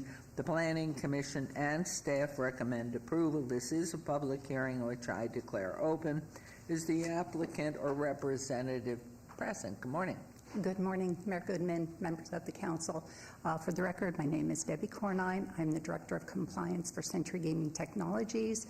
We will be the slot route operator interested in putting 4 gaming devices in a previously established liquor store. And I am here to answer any questions that you may, questions or concerns that you may have. I first want to apologize sincerely for not being at the prior meeting. There was some massive miscommunication on our end that I was not aware that I needed to be at the meeting, and it certainly was not intended to be disrespectful to the council, and I do apologize for that. Thank you, and I'm sure Councilwoman Alan Polensky was aware of that something was awry, which is why you're here today. Yes. So thank you very much, and thank you for that comment. Okay, any questions? Hello. To our planning department, please. Thank you, Madam Mayor. Peter Lowenstein for the record. The proposed gaming, which is incidental gaming machines only, use would be located within a shopping center with compatible retail, restaurant, office, and personal service uses. Therefore, the proposed use can be conducted in a harmonious and compatible manner with the existing and future land uses. Thank you. Thank you very much. Comments from council? We're all okay. How about the public? Anyone here on agenda item 46 to make comment, please come forward, state your name for the record. Hearing and seeing no one, we will close public comment, and we will turn this over to you, Councilwoman. Thank you, Madam Mayor, and I appreciate the applicant for coming today. I have thought long and hard about this. I guess when we spoke on the phone, first of all, question, there is a C-store in your shop, correct? And you weren't sure, you were going to look into whether or not there was gaming available there? Yes, there are 7 gaming machines in that location, and we have an application pending to have those games as well. There's a current operator in there now, but it will be switching if all approvals are granted. We will become the new operator of that establishment as well. Okay. Having never spoken to the actual business owner there, there is significant neighborhood concern, like you and I spoke about, a large number of postcards returned with the feeling that they don't want gaming to proliferate in the area. There was a very sensitive, before I got here, debate over whether or not to put a Dottie's. The Dottie's was placed there, and there were 2 deaths there in the last year. So there are very unhappy neighbors with a heightened state of awareness and uneasiness with gaming. I know I had my staff look into every other liquor store in Ward 4. And there's no other liquor store in Ward 4 that also has gaming. So can you articulate a reason for us to change that established path? Well, first of all, it would be beneficial to the small business owner to have an additional revenue source and to, keep the liquor store open and operating in a positive manner. We have other liquor stores throughout the county that we have games in. And again, it's limited to 4 games. It's definitely not a destination gaming establishment. It is definitely incidental to the business. And the only people that I believe would even be, playing the games or being would be people that are 21 and older in there for a specific reason to utilize the liquor store, and that the revenue stream from the gaming, albeit incidental, would also be helpful to giving this business operator an additional source of revenue to keep him in a positive light as far as maintaining the business operation. I don't see that there's ever been any issues at that liquor store. I don't think that to my understanding, there's never been a negative incident there. I don't really believe that having 4 gaming machines in there would negatively impact the neighborhood in any way.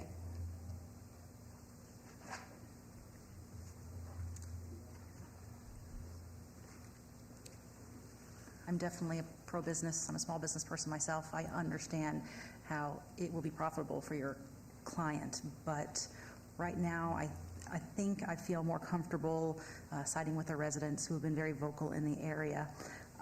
And I'm going to move to deny the application. I don't have a strong feeling with or without prejudice, which means whether or not you can come back or not in the future. So that being said, I'm going to move to deny, I guess, at this point, without prejudice, so that you can come back. Is that correct? Oh, I don't have DORCAC. Oh, you moved. He's down here He's now. cheating on me. Without, yeah. Through you, Madam Mayor, a denial is an automatic 1-year cool-off period. A second denial would be a 2-year cool-off thereafter. Withdrawals with prejudice or without prejudice are where you would have the ability to have a 1-year or not, which the applicant would have to decide if they want to withdraw the item at this point in time versus a denial by the council. Okay, I guess I'll go with a straight denial then. So your motion is to deny straight out or deny without prejudice? What are you saying, Earl? Madam Mayor, it's just a denial. That's all language in the motion. Item number 46, yes. Okay. There's a motion. Please vote. And please post. And the motion carries. Oh, she left. Okay, we'll move on to agenda item 47. 230382, an appeal of approval by the Planning Commission on the following land use entitlement project request on 5.43 acres, 7351 West Alexander Road, undeveloped, R rural density residential, general plan designation CV civic zones. Number 47A, 230382 VA1, to allow 13-foot tall solid front yard wall where a 5-foot tall, front yard wall fence with a 2-foot solid base is the maximum allowed, and to allow a 10-foot tall perimeter wall where 8 feet is the maximum allowed. 47B, 230382 SDR1 for a major amendment to a previously approved development plan for the proposed expansion of Wayne Bunker Park to establish an outdoor pickleball complex. The applicant is the City of Las Vegas. The owner is the United States of America and City of Las Vegas. Note this item was remanded back to planning for consideration to address the sound study and associated recommendations. The Planning Commission and staff recommend approval on the entire land use entitlement project. These are in Ward 4 with Councilwoman Alan Polensky. Our public hearings, which I declare open, and planning, please. Thank you, Madam Mayor. Peter Lowenstein for the record. I'll do a short presentation and then I will turn it over to city staff, who's here to also Okay. present. This is an appeal of the Planning Commission's approval of the project. Staff finds the proposed development will be compatible and harmonious with the existing and surrounding residential development, as evidenced by the request to deviate from code to provide sound attenuation and the associated conditions of approval imposed upon the application. Therefore, staff recommends approval of the requested site development and variance subject to conditions. Thank you. Thank you. Good morning, Madam morning. Mayor, members of council. Rosa Cortez, Deputy Director of Public Works. And Maggie Plaster, Director of Parks, Recreation, and Cultural Affairs. Thank you for having us this morning. We're going to go over the subject project. We're going to give you details of the project, a little history about the project, and then next steps. First, I just want to show you where this project is located. It's in the northwest area of the valley near Alexander and Buffalo.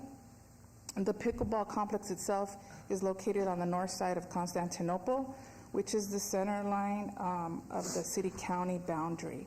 The magenta outline you see on your screen identifies the project limits, and it is composed of two parcels, a BLM lease and a city-owned parcel. There's been some extensive history on this project. You can see that on your screen. The first couple of bullets talk about how we acquired the land. But in September of 2020, that was when the city submitted the application to BLM for the SNPLMA Round 18 for the pickleball complex. And then we heard back a year later from the U.S. Secretary of Interior that the project would be awarded the $12.0 million for this complex. Soon after that, the city held a neighborhood meeting, and then the general plan amendment and zoning were approved at planning and city council later that year in 2021. Then in April of 23, about a year ago, we finally received the funding agreement from the BLM, and we brought it forward to council for approval. Then soon after, at the end of last year, we came forward with the site development plan and the wall variance. We went to Planning Commission, and at that meeting, there were some conditions read into the record, which was to complete a sound study, to install the no parking signs along north side of Constantinople, and to include a 6-month administrative review of the project. Then the item went to council and was remanded back. We then came back to Planning Commission last month, and here we are to present the project. Thank you very much. Any questions, comments from council? This is a public hearing? Oh, I still have more slides. Go ahead.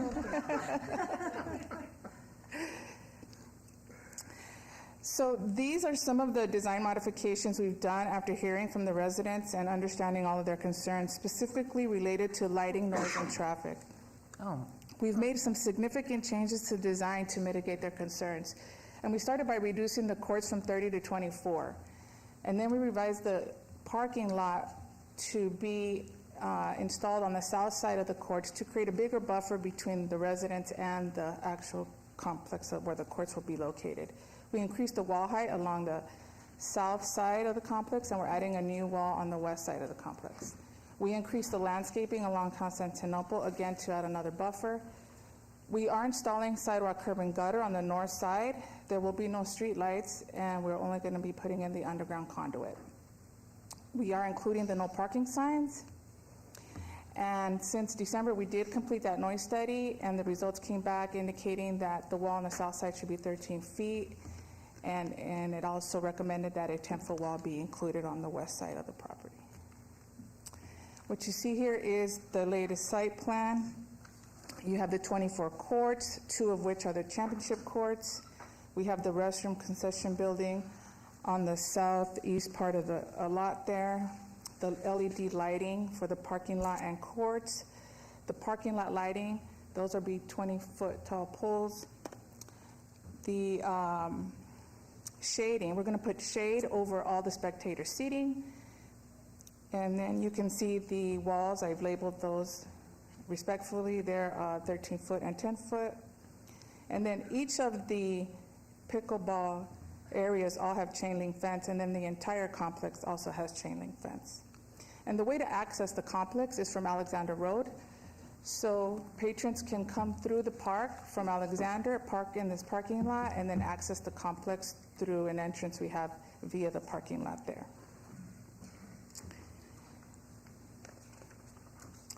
This is the landscape plan. It shows you the density of all the landscape we're including along Constantinople and around the complex. And if the item is approved today, the next steps would be our architect would complete the design and submit the plans for permitting. And then once the permits are issued, we can advertise the project for construction. And based on our current schedule, we can start construction probably a year from now and then have it done in second quarter of 2026, at which time Parks and Rec can have their programming started, and Maggie's going to touch on that here shortly. And then with the condition that we receive, we'll be doing an administrative 6-month review after completion and park operation, and we'll be conducting a second noise study to compare with the first model. So from a programming perspective, our park hours are generally 7 a.m. to 11 p.m., but since this is a standalone facility, those hours are up for negotiation. It doesn't necessarily mean that we'll be open till 11. We'll be looking at the demand. There's no light, so they're not going to be used at night, correct? There will be lights at the facility. There will not be street lights at Constantinople. Correct. So lights within the complex, but not lights on the street. And special lights, down lights that are... Absolutely. So we generally use Musco lighting, which has... they're the leader in LED lighting, and they're really focused on where the light's supposed to be, so there's not a lot of light pollution with these particular lights. We plan on having a staff person always on site, whether it's a CLV staff person or we might outsource it like we have with other tennis complexes. We plan to run these courts consistently with other larger complexes in the valley, where we have free play courts, but we also charge a fee for use of the courts. We think tournaments will be limited to no more than 2 per month, maybe even 1 or none. And we plan on our rates being consistent with other jurisdictions in the valley, anywhere ranging from $6 per court per hour to $10. And what is the cost of this entire project? $12 million, Mayor. $12 million? That's correct. And is there any matching fund? Is this federal money or? This is federal money through the SNPLMA program. Okay, nothing, not our tax dollars. So SNPLMA, right, is the sale of land? Right. Yes. Okay. All right, so we're back here, and this is public hearing. Anyone who has comments or want to make comments on agenda item 47A and B? I do. Please come forward, state your name for the record. I just have a question. Okay, please come forward and state your name for the record. And ladies, we'll hear from you as well. I just had a question of what they said. That's fine. My name is Lynn Beamer, and my question would be, is this going to be a condo, or is this going to be rentals?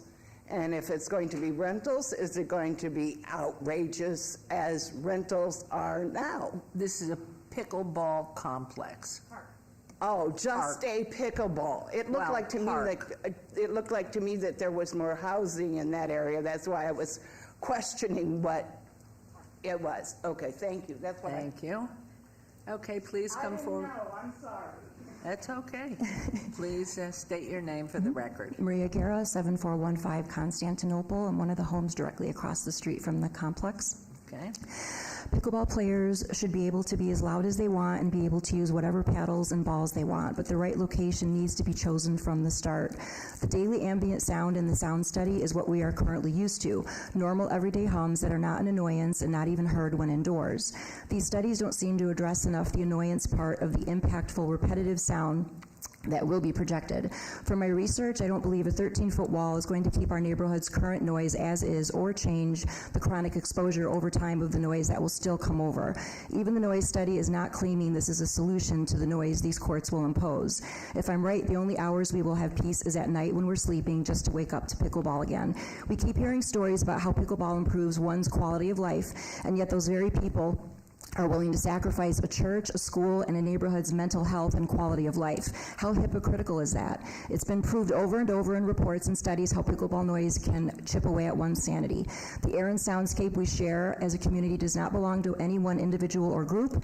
I believe we have a civic and moral obligation to use the public commons in ways that do not distract or injure others. It's not a few courts, it's 24 courts. There's still time to do the right thing, let the grant go, start over again, and find a better location, not in the middle of a residential area. Thank you for listening. Thank you.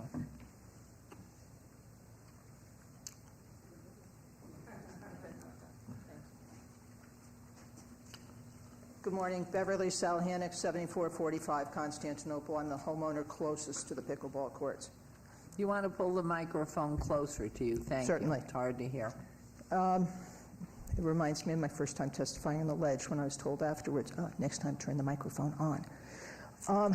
I'm going to work from the position that you've read my appeal, and it sounds like the staff that commented has done that.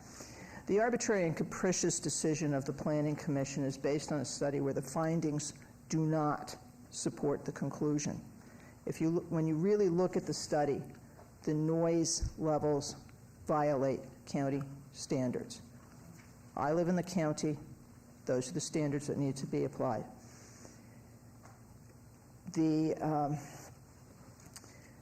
seems to be a desire to push this project through that led to either innocent misrepresentations by staff to the Planning Commission, or at worst, intentional misrepresentations.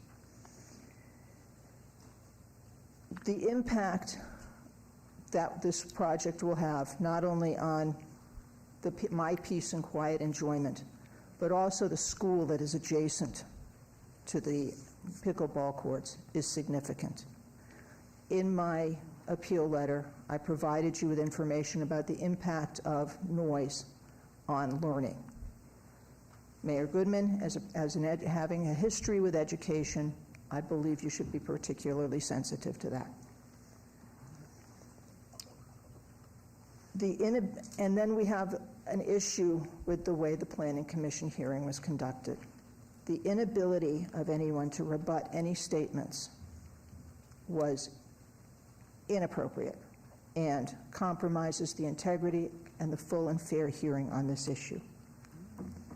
I would request that if you must go forward with this project, you provide additional conditions. Number one, the wall on the side of the school be raised to 13 feet. Number two, no gate is placed on the east side of the courts. That was in the original plans that were brought before you prior to this iteration. That the city work with the state engineer. The state engineer has the ability to require us to go off our well. We have a community well. It is not a well that it was created after there's a reference in the current statute to a time date when a well came into existence. Our wells existed for over 30 years. We work with the state engineer, so we are not forced to come off the well at the expense of several $100,000. That the guidelines in the report, in the sound study, limit the types of equipment as recommended within the sound study. And I appreciate that there is going to be staff on site, but that must be a condition of approval. The comments that there are going to be tournaments no more than twice a month is a new comment, and it's a little disturbing to us. At the meeting that was held with Mr. Anthony's office, a representative of one of the pickleball groups stood up and said, you know, when we get tournaments at Sunset Park, we have in excess of 1,000 people there. This area cannot handle 1,000 people or anything resembling that magnitude. As to the no parking signs, if there's 1,000 people there, you know those will be obliterated. All you have to do is go up Prairie Falcon at Tenaya and Smoke Ranch after 5 o'clock, or even this past Sunday, and see the cars parked on either side of Prairie Falcon, right underneath the no parking signs. Unless there's no parking is actively enforced, the no parking signs are meaningless. At this point, I'm open to answering any questions anyone may have about the statements in my appeal letter, but I must urge once again that the process on this has been inappropriate and unfair. The Planning Commission's decision was arbitrary and capricious and not based in fact. And again, I would request that this project not go forward. Thank you for coming down. And next, please.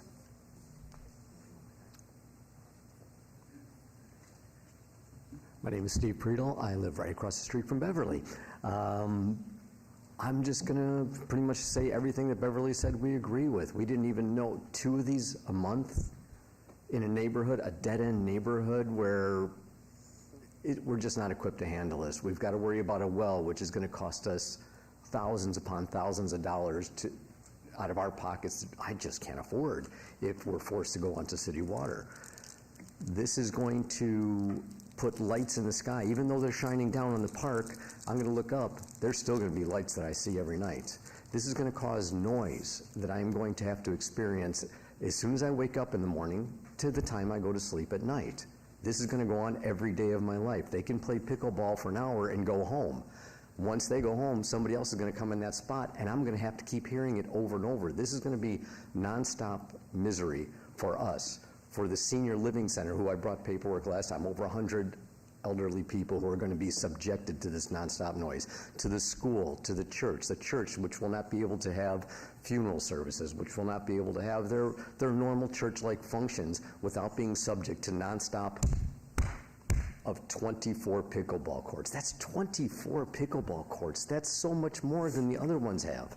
And 1,000 people show up at a smaller place? Come on, it's just not good for us. I know we've said this before so many times. I guess I'm just saying it because I feel I need to say it, but I hope you guys make a really good decision. This is just bad for everybody in the neighborhood. Thank you for coming down. Anyone else wishing to make comment, please come forward, state your name for the record. Good morning. My name is Patty Chess. I live 5 minutes from the court, and I'm pro this being passed. I am a pickleball ambassador. I just left Sunset Park, the 24 courts, and I could address, if you want me to, their concerns. But I do want to say, when they say 1,000 people that isn't 1,000 people a day, that's 1,000 people over a week. So that's a huge tournament, very rare. We do that once a year maybe. When they say tournaments, it could be 20 people. Tournaments just mean it's a group of people where they plan that to happen. So I want you guys to understand that. The other thing I want to say to them, and because it's really you guys we care most about, they said we're not human. I can tell you I'm the most sensitive person, and as we've gone through this process, I did not like losing those 6 courts. That really, there's a lot of people who don't get to play pickleball because those courts aren't there. Right now in this city, families aren't going on courts a lot because they're so full, so that we are desperate for the need of these courts. So I do invite you to come to Sunset Park the rest of the week and listen to the sound. When I park 100 feet from the court with my doors closed, you cannot hear the sound at all in my car. So I think you would feel less scared if you actually did that. And I'm volunteering there all week. I'll personally escort you around and let you hear. I videoed that happening, because if I live there, I want to sleep too. I'm an early to bed person. So I just feel like your concerns would be less if you, with the sound part of it, if you knew that. I just want to say that all the master plan communities here in Vegas have pickleball courts by residents. And I go to some of those. I've talked to residents, and they tell me they don't hear the sound. And these are ones really close to the courts. So I'm not saying that there aren't places. I've been to Oregon where they have just trees and an open where it echoes. They have rules around when they play there. But in the basic communities, I think they do that. So I just want to say I really hope we approve it. People ask me every day, when are those courts coming? And when I looked at that date in 2 years, I go, oh my God, I'm going to have to tell these people it's coming, but if you approve it, but they're dying out there with not being able to play. So thank you for the time. Thank you for coming down. I really do extend that.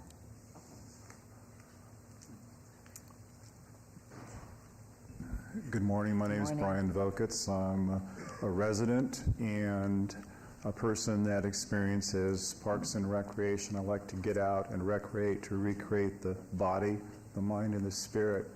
I've watched this project for 4 years. I've seen a number of improvements along the way, and the interest for everyone to make it better and constructive as a touch point for the average citizen. I do encourage moving forward with this project. After finding out recently, doing some more research with all the attention that it's been given, that the bounce of a basketball is louder than the hit of a pickleball on a paddle, and we got basketball on playgrounds all over, whether it's elementary school or in neighborhoods.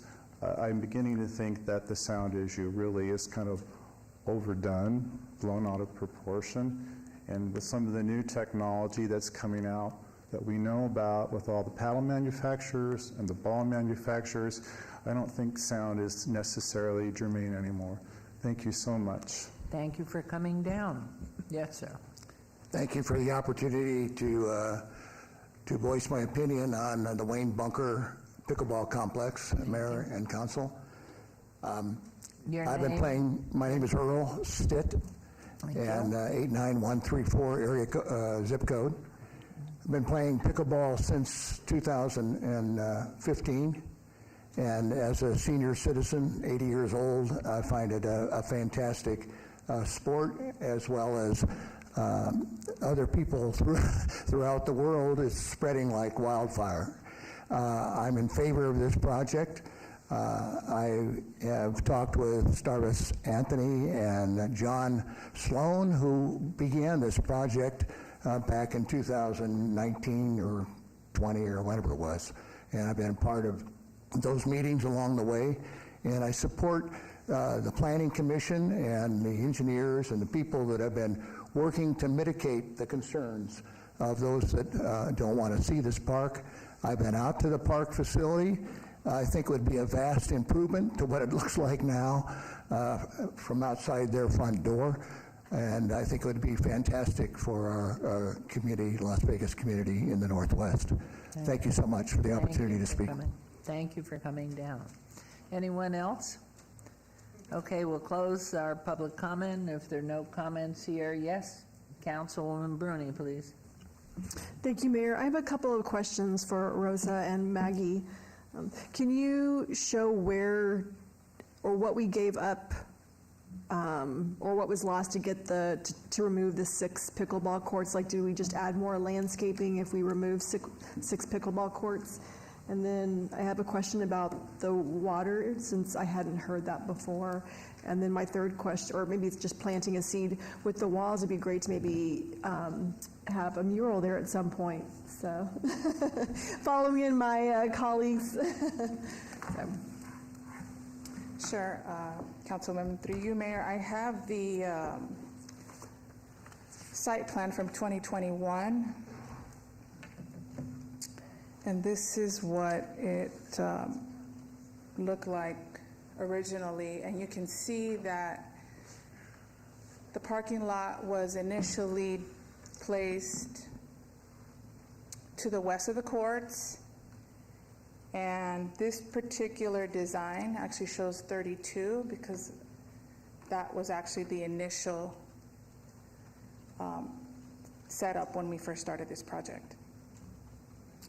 So once we reconfigured the site plan to accommodate the 24 and move the parking lot to the south side of the complex, everything just fit into place.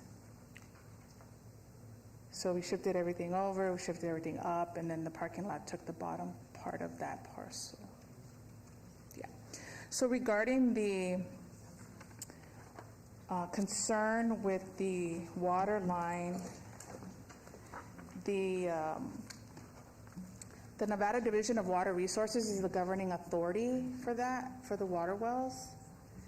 And this project isn't going to trigger an action by the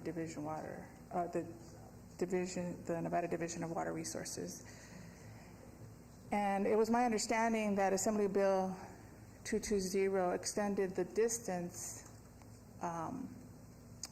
for water well users to a public line to 1,250 feet.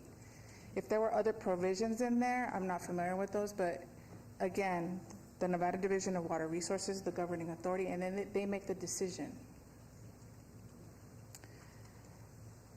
And then the last thing was, I agree. A 13-foot wall would be great for a mural. We have % for the arts funding, so we should be able to fund something like that if that's something that Ward 4 would like. and I just wanted to clarify, some of the other comments were about the gate on the east side. The gate on the east side was removed since the last planning commission. And the request to increase the wall height on the west side of the complex, I asked our acoustic company to join us this morning and speak on the sound study. So I'll allow. Good morning, Mayor, council members, and staff and citizens of Las Vegas. My name is Angelica Nguyen. I am a senior acoustical consultant with Acoustics Group, Inc. Acoustics Group was hired to conduct the pickleball noise study, and I'm here to provide any clarification and respond to any comments. Acoustics Group has been working for 36 years, and in the past 15 years, we've been doing a lot of pickleball studies. I have been there for the past 10 years and have definitely dealt with a lot of pickleball projects. In response to the comments regarding the study, impulsive noise is defined by Clark County is a poor metric for this type of use for the project. Typical ambient sources in a community include gardeners, HVAC equipment, birds chirping, cars starting, car doors slams. All of those things make noise that would exceed that Clark County standard, and it's not technically a good standard use. Industry standard is typically based off of what the existing ambient noise level is. So that's how we adjusted and did our study based off of a 24-hour ambient study in the field.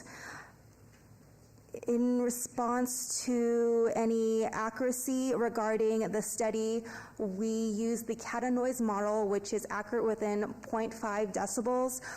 We recently completed a study in Indio, California, where we conducted measurements after and before a noise barrier, noise blankets, noise absorption, and was accurate within 0.5 decibels as well. In response to the wall on the west side, when we did our study, there was no wall there. We did recommend a 10-foot wall to meet the standard of the ambient noise level on that side. Increasing it to 13 feet wouldn't be necessary. As well as in the study, we increased the 12-foot high to the south to 13 feet to meet that standard. Any other questions, I'd be happy to take.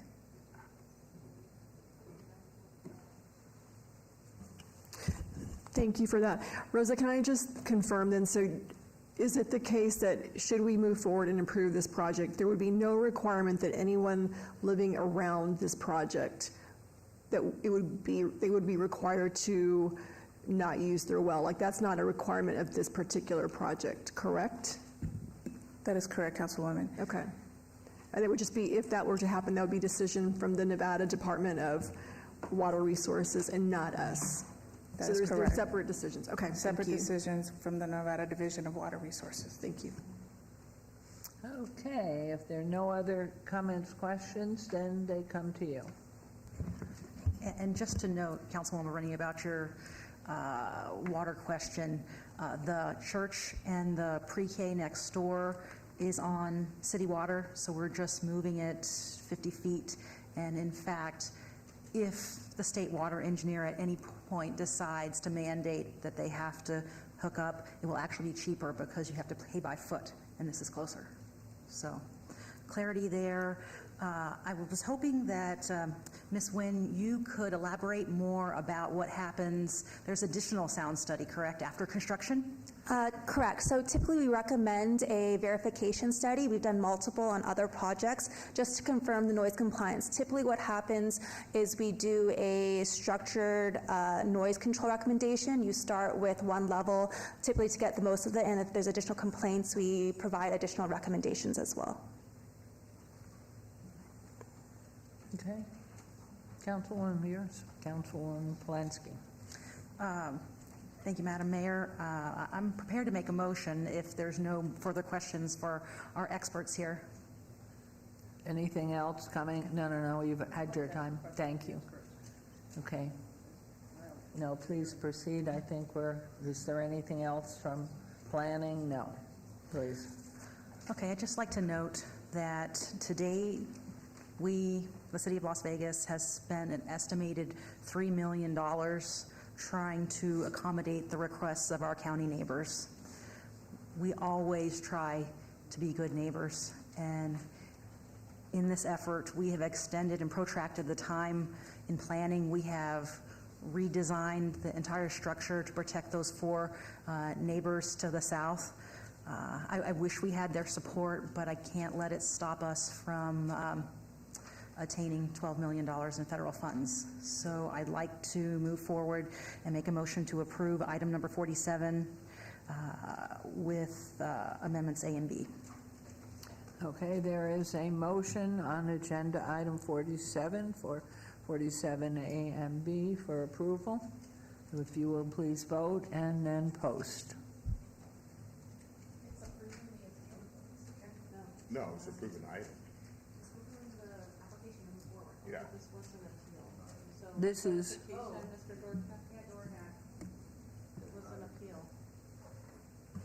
Yeah, it would be a denial of the appeal. I'm looking for where it was within our text, but Okay, I'll modify that. I'm going to move to deny the appeal of item 47A and B. okay. Please vote and please post. And the motion carries. Thank you. Thank you. Thank you. Thank you. Okay, we'll move on to agenda item, 48's been obeyed to the 15th of May, so we're on to agenda item 49, 240026 SUP1, public hearing, applicant Luis Flores, owner Luke and Linda Choi Family Trust for possible action, land use entitlement project request for proposed auto repair garage, minor use of 2301 North Decatur Boulevard, Suite 150, C1 limited commercial zone in Ward 5 with Councilman Creer. Planning Commission and staff both recommend approval. This is a public hearing which I declare open. I am assuming you are the applicants. Hi, good morning. My name is Jose Luis Flores, and I'm the owner of the Flores Stars LLC, and my address is 3519 Montego Drive, Las Vegas. Wonderful. And you are? My name is Mariela Galindo, and I'm going to be translating. Okay, thank you very much. And would you want to make any comments, or we can hear from planning first? Sure. Thank you, Madam Mayor. Peter Lowenstein. The subject site is screened from the adjacent properties by an existing solid screen wall and established landscape buffer. In addition, the service bays are oriented to the north and are not visible from the public right-of-way as required by Title 19. Conditions of approval have been added to prevent automotive work from being performed outside an enclosed building and to prevent the outdoor storage of vehicle and vehicle parts, as this is not permitted in the C1 limited commercial zoning district. Therefore, staff recommends approval of the special use permit request, as the proposed minor auto repair garage can be operated in a manner that is compatible with the existing neighborhood commercial and neighborhood residential uses as conditioned. Thank you. Thank you very much. Would you like to make any comments about your project here? No? Okay. Not at this time. Do we have anyone who is wanting to make comment on agenda item 49? Please come forward, state your name for the record. Are there any comments from council? Any questions here? I'm going to close public comment and turn this over to you, Councilman Greer. Thank you, Madam Mayor. Señor Flores, gracias por reunirse conmigo ayer. Appreciate you coming in, and I'm going to make a motion for approval. Wonderful. There's a motion to approve agenda 49. Please vote, and then please post. Felicidades y buena suerte. Thank you. Thank you. And the motion carries. So we're on to agenda item 50. Thank you very much. 24-00360-1 public hearing, applicant City of Las Vegas, owner Southern Nevada Regional Housing Authority. Possible action, land use entitlement project request for a declaration of special land use restrictions agreement for affordable housing incentives at 1818 Balzar Avenue, R3, medium density residential, Ward 5. Councilman Creer. This is a public hearing which I declare open. Is the applicant here or a representative? Good morning. Good morning, Mayor and Council. Frank Stafford, Director of Development, Southern Nevada Regional Housing Authority. Do you want to make any comments on the project here? Yes, this project is one of several that we're doing utilizing our homies Nevada funds awarded from the state, as well as Clark County Community Housing Funds. As you know, there is a severe shortage of affordable housing in Southern Nevada, and this project will help us to take a bite out of that. The Marion Bennett project was actually constructed, the first phase, back in about 2011. So we have some vacant land that we're going to be constructing 59 additional units on that site. Wonderful, thank you. Planning, please. Thank you, Madam Mayor. Fred Solis for the record, Planning Manager. In January of 2023, the City Council adopted an ordinance creating Title 1917 called Incentives. This chapter took the affordable housing incentives from the form-based code and applied them to the entire city. The current provisions encapsulate all of the available incentives found in Nevada Revised Statute 278.235. The agreement before you is the first agreement drafted by the city and will act as a model for incentivizing future affordable housing projects. Staff has found the agreement to be in order and respectfully request the City Council's approval. Thank you.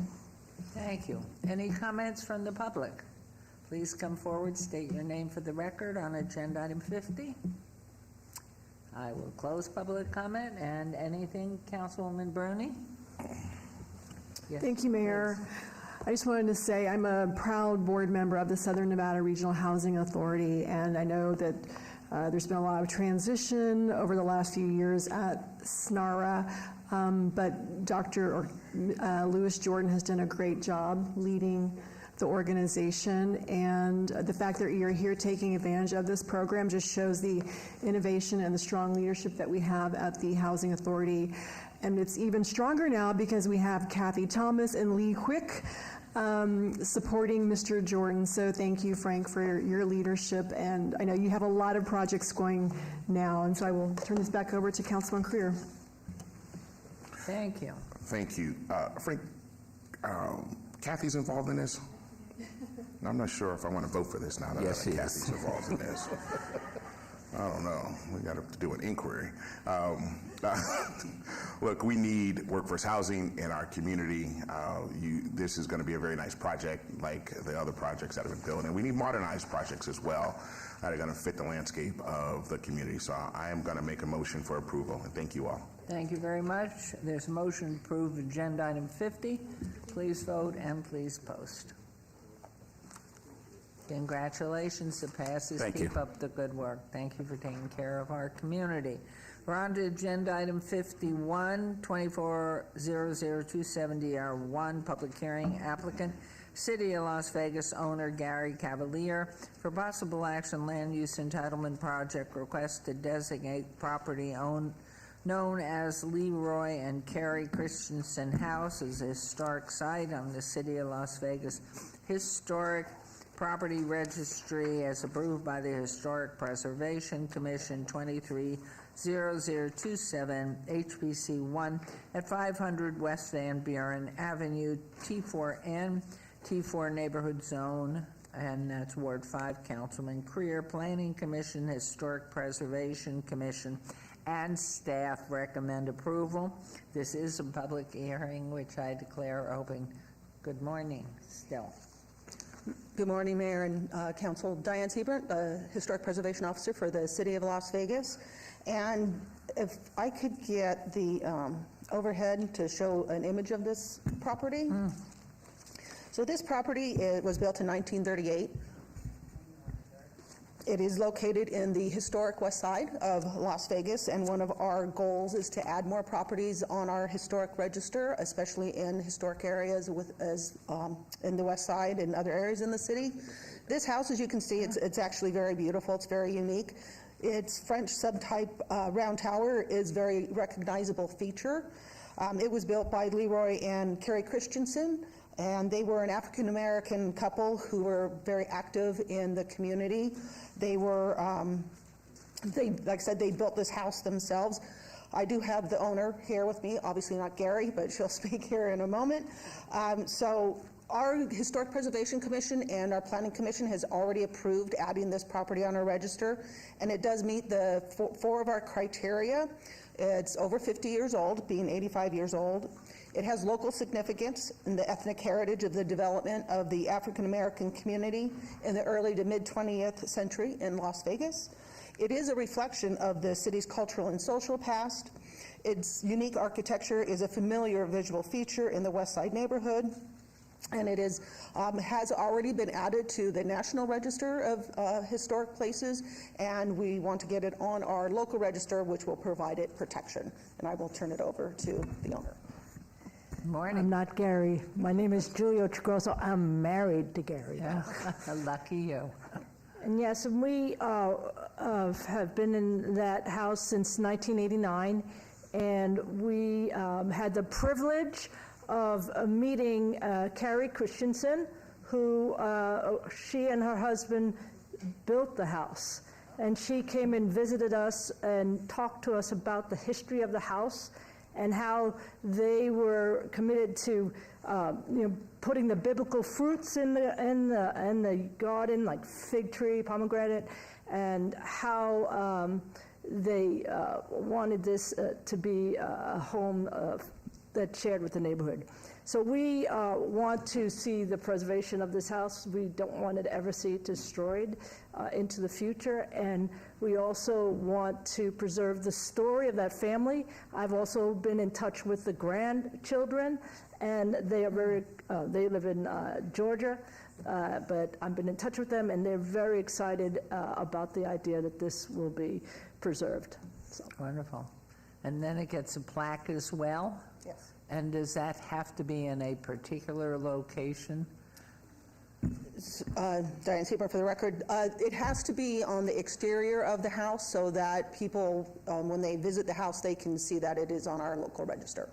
And then the ceremony will include, of course, Councilman Creer at a date when we can all get together to do that ceremony. And then is the plaque numbered?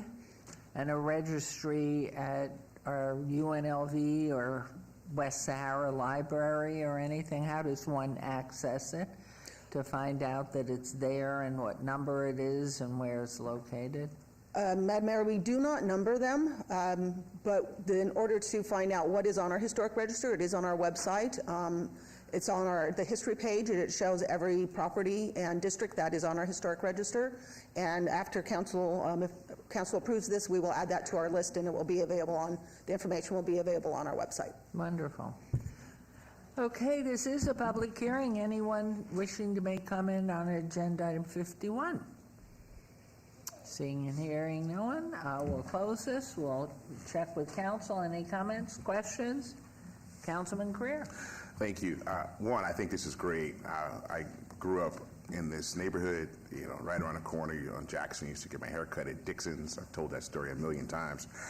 But driving by this home and walking by this home when I was a kid, I always wondered, what the heck is this home doing over here? And look at this unique home, and wondered who's living there and what was going on. And it was such a great home that added a lot of flavor and added some unconvention, especially at the time, into the historic West Side. So I think it's awesome. I think it's great. Congratulations to you. And thank you for taking it, and thanks for keeping it up and making it something we all can be proud of in our community. So I appreciate you very much, more than you could imagine. So I will make a motion to approve item number 51. Thank you very much. There's a motion to please vote on this wonderful building, and how lucky for you to live there. Please vote, and please be done. Thank you. Thank you. Thank you very much. Beautiful. Okay, and now we are on to agenda item 52. Report and presentation by Kelvin Watson, Executive Director, Las Vegas Clark County Library District, regarding an update on current and incoming initiatives as part of this National Library Week. And for those of you who have been looking, as of Chicago, April 8th, 2024, the Las Vegas Clark County Library District has been selected to receive the 2024 American Library Association Information Today, Inc. Library of the Future Award. The award, sponsored by the American Library Association and Information Today, annually recognizes innovative planning, application, or development of focused patron support relating to information technology in libraries, and given to an individual library or library consortium group or support organization. So what a way to welcome you and to welcome you back, because you are fabulous from the day you set foot here, and we remember that, and we congratulate you and welcome. So you're up here to do the introduction, but I just went ahead and read this great award. Sorry. You did awesome. I'll be brief. Angela Rose, Manager, Department of Development and Social Initiatives, for the record, and I have the honor and privilege of introducing Kelvin Watson, Executive Director, Las Vegas Clark County Library District, an exemplary partner of ours. I'm excited to hear the presentation today. His presentation will include some recent highlights from National Library Week, 2022-23 statistics, recognitions, and awards, as well as share some new partnership programs. So without that, I'll get out of the way and turn it over to Kelvin Watson. Thank you very much. Thank you, Angela. Thank you, Mayor. Good morning, Mayor Goodman, council members, and staff and guests. My name is Kelvin Watson again, and I am the Executive Director of the Las Vegas Clark County Library District. And as always, I want to thank you for having me here, and of course, recognizing National Library Week, which was actually celebrated last week from the April 7th to the 13th. Over the last several years, we have seen dramatic growth and achievement at the Library District. Our circulation has increased by 23% since fiscal year 2021, and the pandemic's negative effect on our cardholder numbers, library visits, and computer usage has been reversed and is continuing to rise. Our programs have increased by 56% thanks to additional staffing and exciting new partnerships such as the NFL, Microsoft, Barbershop Books, the NBA Summer League, Nevada Partnership for Homeless Youth. We're going to be celebrating the 50th anniversary of hip hop, the Illuminarium, Green Our Planet, and Get Outdoors Nevada. And we have many, many others that we've been adding over the last few years. And this, as a result, has increased our marketing activity, including our new Free to Be public education campaign. The visits to the Library District website have increased by 24% from 2022 to 2023. Wow. But most impressive of all, and Mayor Goodman already mentioned it, probably is our crowning achievement, and that is being named the Library of the Future for the third consecutive year in a row by the and this has never been done by any library.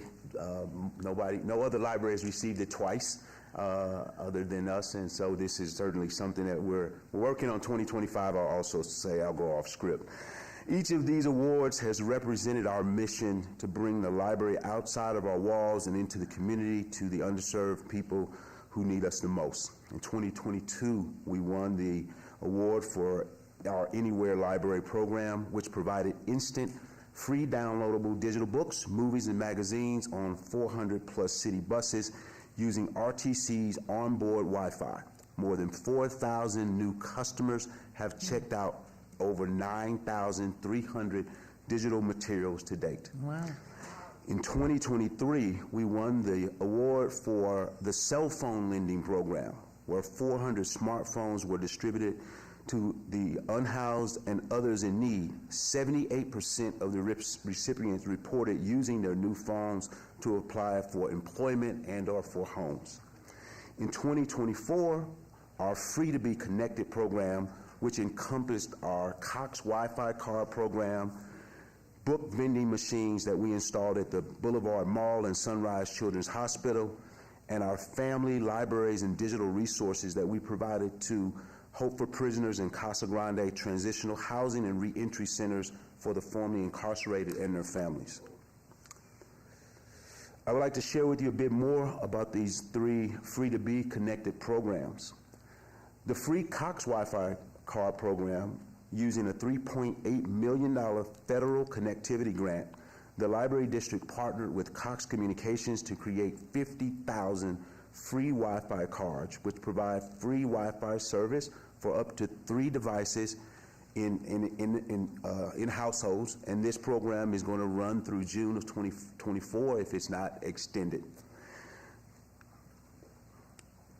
As mentioned, we also installed 2 book vending machines, one at the Boulevard Mall, which we launched in May of 2023 with dignitaries that included Governor Joe Lombardo, our own Councilman Cedric Creer, and the Latin Chamber President Peter Guzman, and among others. This machine provides unique access to books for the Hispanic community. It's loaded with 235 books in both English and Spanish, and it is consistently being used for checkout as well as individuals returning material to the machine as well. The vending machine at the Sunrise Children's Hospital launched January of 2024 and provides patients, visitors, and staff with convenient access to books in both English and Spanish. It especially provides patients and their families with a happy distraction during their loved one's hospital stay. In our Hope for Prisoners in Casa Grande transitional facilities, the Library District has donated over 300 books, plus laptop computers and toys, and we also design wall art with our QR codes, which link the individuals to our website as well as to our digital resources. We also cultivated an exciting new partnership just a couple months ago, such as this partnership was with the NFL, Microsoft, Barbershop Books, as well as a partnership with an organization called Hip Hop Architecture, which we actually did a hip hop architecture camp for teens at the Whitney Library. We launched again at Sunrise Children's Hospital. We've been working with VegasTickets.com. We've got a new partnership with Panda Express, and we're working with Pink Box Donuts. We'll probably have a Pink Box Donut library card. That's at least my vision. We're working with Raising Cane's, and we've also grew our world-class existing partnership that have already been established with the Golden Knights, the NBA Summit League, the Illuminario, Meow Wolf, and again, many other partnerships. The Barbershop Books One partnership provides early reading program for children, where we are bringing libraries to barbershops. This partnership has been we received a grant from the NFL, and Microsoft also gave us some resources to launch our mobile STEAM labs that we'll be having, you'll see in the community very soon. And all, again, are providing reading safely to children and welcoming spaces in our neighborhoods. In the partnership with the NFL Expire for Change Social Justice Initiative, we kicked off the event at the Clark County Library during Super Bowl week with the NFL Commissioner Roger Goodell, members of the NFL Legends Community, Barbershop Book staff, and we had over 200 children from the Boys and Girls Club of Southern Nevada. Microsoft's contribution in dollars was $100,000 in hardware, software, and staff training for the library district. I think I went too long. I gotta go back. I'm off my slides. Let's see, I think I can go back. There we go. The Hip Hop Architecture Camp, as mentioned, introduced students to professional architects, urban planners, community activists, and hip hop artists. Teens created innovative designs for the communities using both physical and digital models, using their own original hip hop music. The program launched at the Whitney Library, and we are actually bringing it back to the West Las Vegas Library this summer. VegasTickets.com has sponsored our Little Learners Activity Kits, which were the brainchild of our Enterprise Library staff. These fun-filled kits provide preschool and elementary-age children with themed activities, and their caregivers can engage with them at home. We received $36,000 in support from VegasTickets.com, which is going to fund this program for the next 3 years. Another example of the Library District's early learning initiative at the initiatives at the Sunrise Hospital also includes our My First Library Kit, which we're providing to new families distributed in the Sunrise Maternity Unit. New families and their other caregivers are introduced to the library, often for the first time, through this multifaceted kit, which is loaded with fun and educational resources such as a picture book, activity cards, refrigerator magnets, a sleep sack for the baby, and much, much more. Cute. The library card signups are our lifeblood of our outreach efforts, and you'll see us at the Golden Knights games and other locations. So once a person has a library card in their possession, we can communicate with them regularly and make them and their families feel a part of our library community. Our Vegas Golden Knights library card continues to be the most popular library card, and the team regularly invites us to pregame events on Toshiba Plaza, where we have signed up hundreds of new card holders. And during Library Lovers Month in February, we broke last year's record for the number of entries in our Vegas Golden Knights ticket giveaway, which requires a library card number to enter. And coming up next is our annual Summer Challenge Reading and Activities Program for kids, teens, and adults, featuring the fantastic prizes that I've mentioned from our generous partners. Each year we offer a fun and educational theme, and this year it's all about oceans. Participants can enjoy activities in STEAM, arts and culture, health and wellness, plus author visits, crafts, workshops, and a chance to meet new friends and connect with their community. And of course, the historic west side of Las Vegas is deep in our hearts at the Library District. With the help of Ms. Ruby Duncan and other community activists, the Library District opened our first West Las Vegas Library branch in a small building on D Street in 1973. We then built a new building in 1989 on West Lake Mead Boulevard, where it's currently located, which we are still using, but certainly have outgrown. And so, on February 27th, we were proud to break ground on our new 40,000 square foot new library, more than doubling the size of our current location. And I want to extend a sincere thank you for Mayor Goodman, Councilman Creer, Councilman Diaz for attending, and of course everyone at the City of Las Vegas for the support and help and that gave us in securing this land for the new library. We're planning a grand opening of the 21st Century Library Building in the fall of 2025. I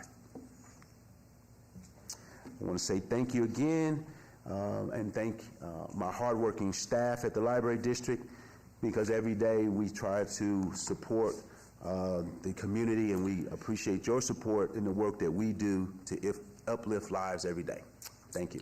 Well, I must say, from day one, you said you were going out into the community, and you have taken the library out of the four walls and into our community, and we are so grateful. You've done an outstanding job, and I don't know how you sleep, because there's no time with this schedule that you've been following here. But I just know we all are so grateful, and especially the next generation of children who are being introduced to the value of reading and books. I love the newborn kit that you give to the little babies that are born. It is such a beautiful thing. So I don't know if there are any comments, or yes, Councilwoman, and certainly Mayor Pro Tem, please. Thank you, Madam Mayor. First and foremost, thank you for bringing us up to speed on so much you constantly do, because I feel like our library district is very progressive, and we're constantly evolving to meet the needs of our community. So thankful for that. I wanted to let you know that I was recently at the East Las Vegas Library, and it still continues to blow my mind how it's such a gem, offering so many services to our community members. Saw a lot of families, saw a lot of young kids. I do want to make sure that we continue the tutoring program that goes out of our libraries, because I feel that a lot of our parents don't have the ability to sit down and offer the support that their kids need. And I think the library is an awesome space to continue to do that. And like the mayor said, the kit for newborns and families in the hospitals, it's just, as a former educator, knowing how important 0 to 3 is, and acquiring language and vocabulary and reading readiness, this is a game changer. And letting our community know there's so many resources for free that they don't have to pay for, they just have to sign up for the services. It's just so great. So, and then I want to also laud you for sitting on our Workforce Connections Board and helping us. And I think that you sitting on that board and also being in this space also helps us marry and fill in gaps where we need to step up for community, as evidenced by your Hope for Prisoners and taking additional resources to our folks that are incarcerated or about to come out. So thank you so much. There's just, you continue to go, and like the mayor says, when do you plug into the wall to continue to create and innovate? But we're really grateful for everything you do for our residents. Thank you, Councilwoman. Mayor Pro Tem? Thank you, Mayor. Thank you for the presentation. It's true, I see you at every single event, like every single one. So it's interesting to me that you can be at every place at the same time. So good for you. I had a question. Are you required to be here? Like, is there a law or? No, we come every year just to give an update during National Library Week, not required, but I think it's important to definitely keep the council informed, the citizens informed of what we're doing, but not a requirement, but we kind of make it a requirement. We reach out every year to get on the agenda to do the presentation. I think it's great. This is what partnership looks like. So I wish the school district would pay attention, because you're coming here with ready for partnership, and you did a great job. So I really appreciate that. I wanted to comment on the same things that the mayor and Councilwoman Diaz commented on those, My Little Reader. How would we expand that? Because Sunrise is great, but is there an opportunity to expand to other hospitals? And I'm specifically thinking about UMC and even into our community centers, because I saw the picture, there was the little milestone cards. And I know as a parent, like if you know what to expect, it sure is helpful. So this was a pilot. This initial year is being funded by the Library District Foundation. So as we continue to apply for additional funds so that we can expand it. We started out with Sunrise Hospital. We just kind of selected, we were thinking about UMC, but kind of selected a hospital. But certainly this, as the pilot has just started, we definitely want to expand it.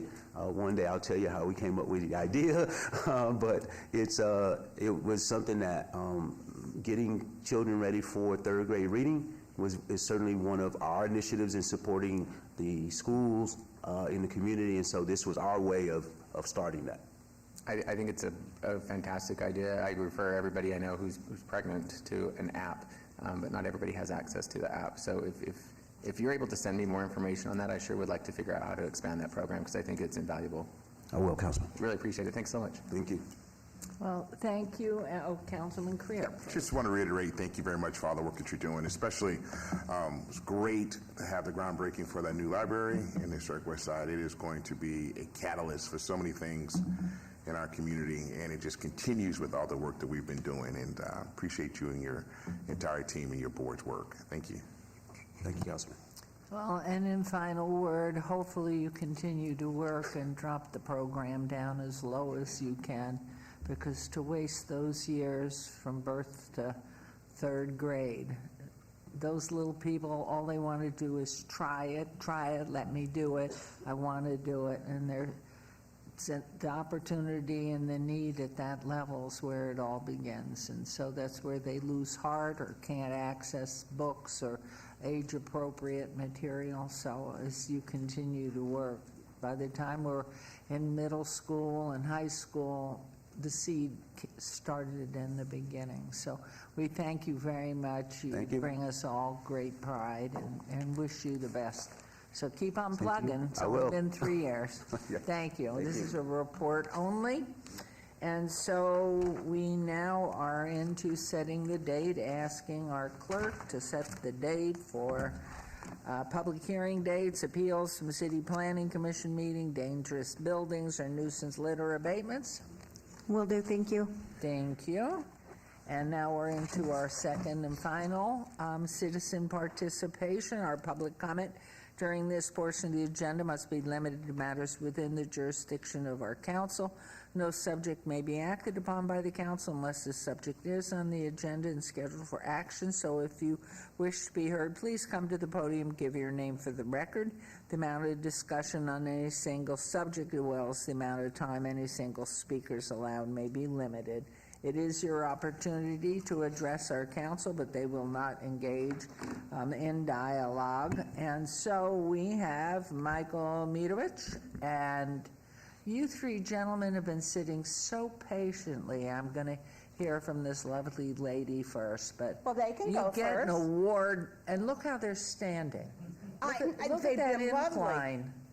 If you'd like to go Amazing. before me, I have all the time in the world. Oh, gentlemen. Well, let's go ahead and start with 3 minutes, but they've been so patient, I may give them more, depending how much more. Please, go ahead, ma'am. Your name, please. Ma'am. Me. Your name? And My name is Lynn Beamer. Okay. I became homeless 3 years ago, no fault of my own. My mother was in a nursing home where she was, in my opinion, murdered. And in that process, I was supposed to stay in the home and that I had been in for many years with my parents because I was their caregiver for 15 years. I have been struggling because I don't make enough money. I have called, I don't know what the gentleman's last name is. Councilman Creer? Creer? Yes. I have called his office a couple of times about where I am living and where I have applied. I have applied to Global Property Management, which has come back with a negative report on me, which says that I have been late on rent, which I own my own home here. As a matter of fact, I sold my home in order to finance my mother's in-home care, because all my mother wanted to do was come home. The hospital dropped an oxygen tank on her, and she went to rehab, and that's a whole other story. But I am living on a property that is 90 days. Randy Bernuzzo has been a wonderful help for me. He's got me in a 90-day program. I went to Harry Reid Senior Living over here on 11th, and I was disgusted. It was a pig pen. There was vomit on the floor. There was urine, because they're old people like me. I'm 71. People have accidents in your older time. It's the only property in all these years that I've tried to get housing that would even let me apply. And then they came back with a negative reply, which saying that I was late on rent, which I owned a home. I haven't rented in over 40, I've lived in this town 45 years. So I haven't rented. I went to the courts. I got a clean bill of health as far as that's concerned. I am fighting the situation with my mother. The courts haven't released payment to her bills that are in my name, but Mr. Career, I've called your office. I'm going to ask you, what we'd want to do is be able to help you and give you I got that, support. but I want to address him because I called his office. We had a major smackdown in our area, and the glass was thick, and nobody would pick it up. Our deputy city, not marshal, deputy city manager, Ms. Newbury's going to help you, so if you'll step Yeah, over and with her. we've had Thank you. 5 fires. Thank you. Just last week. Please. So Thank you. we're in trouble in that. Thank you. Thank you. If you'll please. Yes, sir. Thank you. Good afternoon. My name is Jake Beaker. Okay. And today I would like to ask the council to consider drafting a resolution dedicating June 8th as USS Liberty Day. On June 8th, 1967, the terrorist state of Israel tried to sink a U.S. Navy ship called the USS Liberty, which killed 34 American servicemen and wounded 174. According to the former chairman of the Joint Chiefs of Staff, Admiral Thomas Moore, in attacking the USS Liberty, Israel committed acts of murder against American servicemen and an act of war against the United States. Those men were then betrayed and left to die by our own government. The survivors are still awaiting justice, while the U.S. continues to give the terrorist state of Israel over $10 million per day of Americans' tax money. The Liberty crew is one of the most decorated in U.S. naval history, yet for decades this attack has been covered up and misrepresented. JusticeForLiberty.org contains a documentary filmed at the crew's 54th anniversary reunion. It allowed these men to tell the American public their stories, some for the first time. It's time to come for the truth to come out. In the cover-up, spread the word, and demand justice. Christ is King. Thank you. Thank you for coming down and for your patience today. Good afternoon, City Council. My name is Billy Conger, and today I would just like to ask the City Council at some point in the future to please release a document with any contact or discourse that you may have had with the Anti-Defamation League, or more commonly known as the ADL. For those of you who aren't aware, the Anti-Defamation League was founded to protect a child-murdering pedophile named Leo Frank, who brutalized and murdered Mary Fagan in Georgia in the South. Now, this organization is responsible for training the FBI and law enforcement throughout this nation, and I would like everyone in this room to just wonder why an organization that protects a child-murdering pedophile has anything to do with training law enforcement or the FBI, and why are they having contact with city councils, state government, and federal government, providing discourse and information on how to silence Americans with their First Amendment right to free speech as guaranteed in our Constitution. Thank you. Thank you for coming down.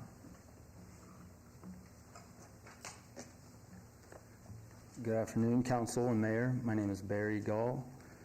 In 1996, the federal government outlawed a religious practice known as a Muslim practice, female genital mutilation.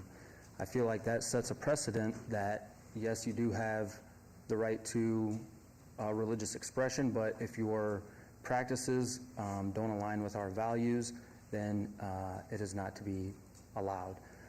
With that being said, there's a practice that happens all across America, and what I'm asking for is the city to put forward, I would like to see an ordinance banning what is called direct oral circumcision. You can go to nyc.gov or gtvflyers.com to find more information on this practice where rabbis put their mouths on a circumcised baby's genitals and suck the blood. I feel like that is child molestation, and so I don't believe that that should be tolerated in our country or in our city. Thank you. Thank you for coming down. Yes, sir. Hello. Good to see you all. All right. So the world today is... Excuse me, your name, sir? Sorry about that. Michael Mijatovic, for the record. All right. The world today is currently experiencing the most devastating and destructive period in all of its history. The global warming disaster we are facing is getting worse every day, it seems, with new charts and graphs coming out that point out how terrible this predicament has become. Climate change has altered the lives of billions of people, animals, and plant species in an alarming way that has been both dangerous and deadly. This next election will determine the fate of this planet for all future generations, as one candidate and the close followers that back him up in his party have rejected and denied the severity of the climate crisis, as well as the majority of the scientific community who agree on how much of a major issue it has become. Las Vegas needs to wake up. The climate crisis is as serious as it gets. And if the people of Las Vegas care at all about the environment, then they'll make sure that those who deny its relevance and importance won't have a position of power and authority on the world stage.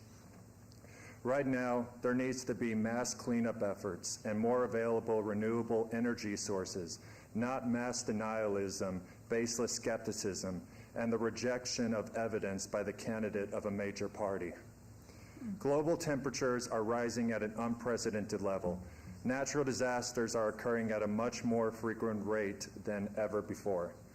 Food and water scarcity is a major threat to the homes and communities all around the world. And extreme heat is now a phenomena more than ever before, leading to the heating of the ocean and the melting of the glaciers. The natural and wildlife around us deserves more protection. The stakes could not be any higher, and the threat to all of nature could not be any greater. The time to act is now.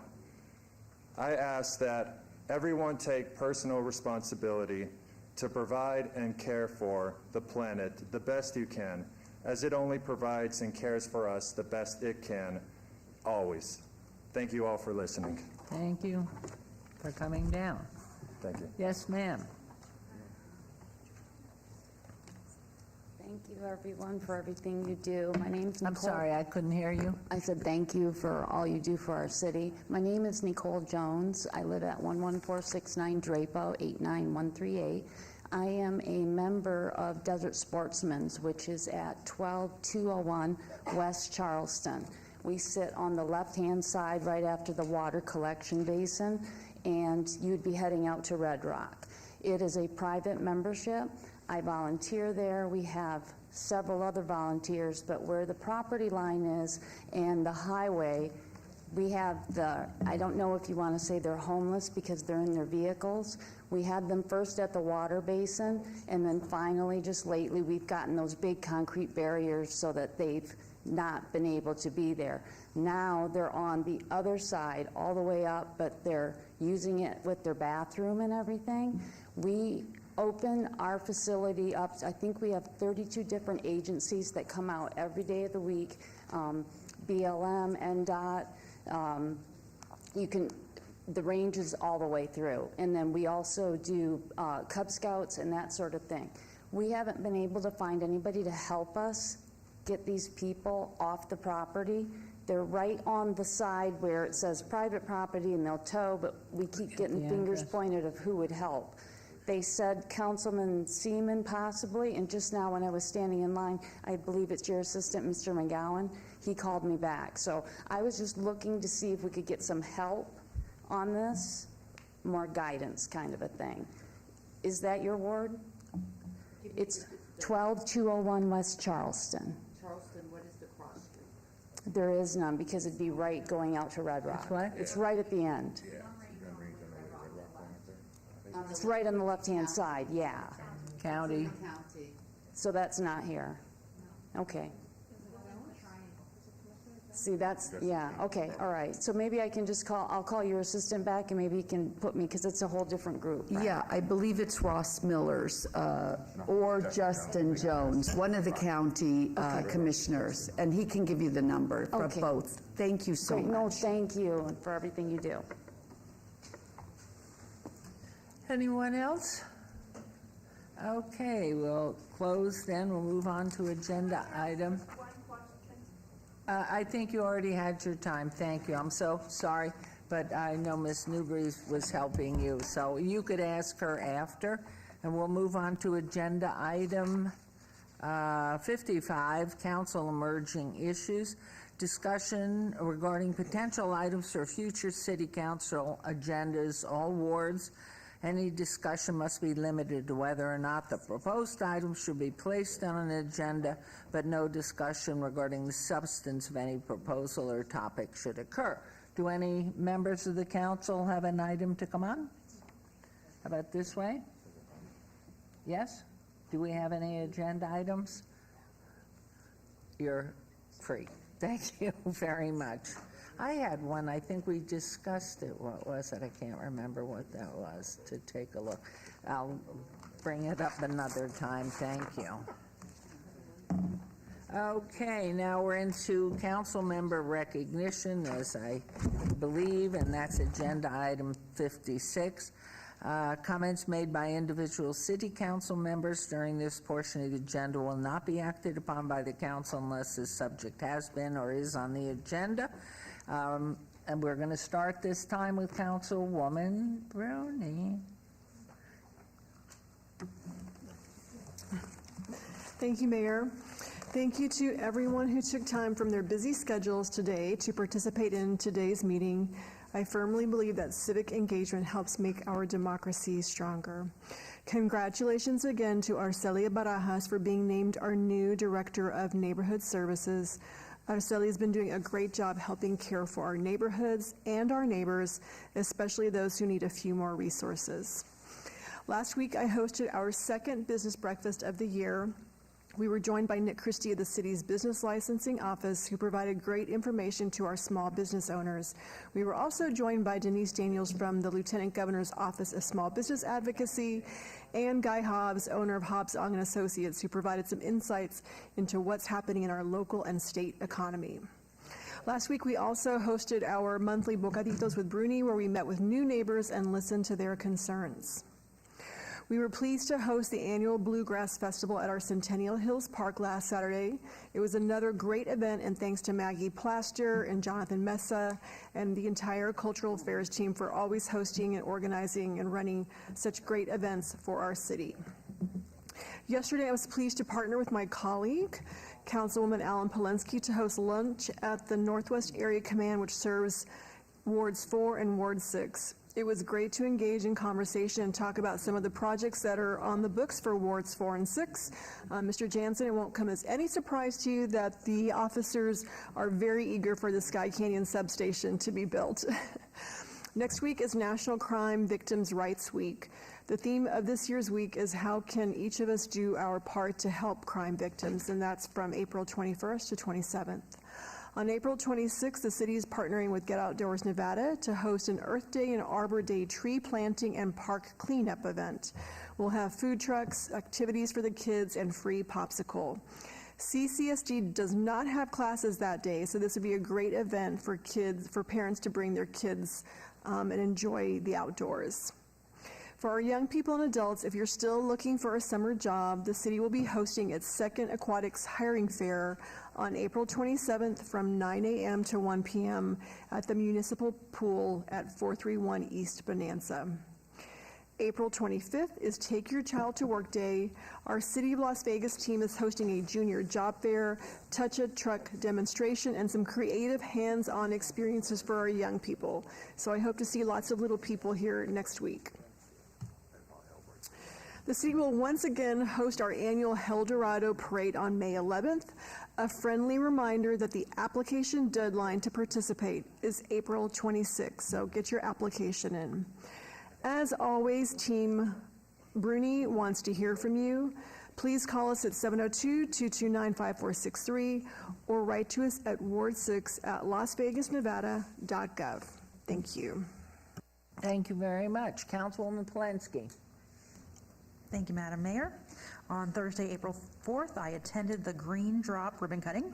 Green Drop collects gently used clothing and household items, saving thousands of pounds of goods from landfills every year. There are 6 locations across the valley, and their donations support the missions of Big Brothers and Big Sisters of Southern Nevada. For those who aren't aware, the City of Las Vegas has the largest city-owned nursery west of the Rockies.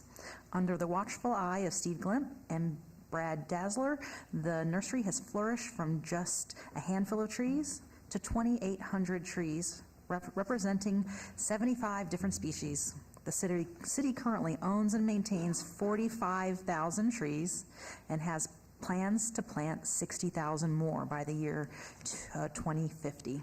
Hats off to these two and their teams for their urban forestry program, which serves as a model for other Southwest cities.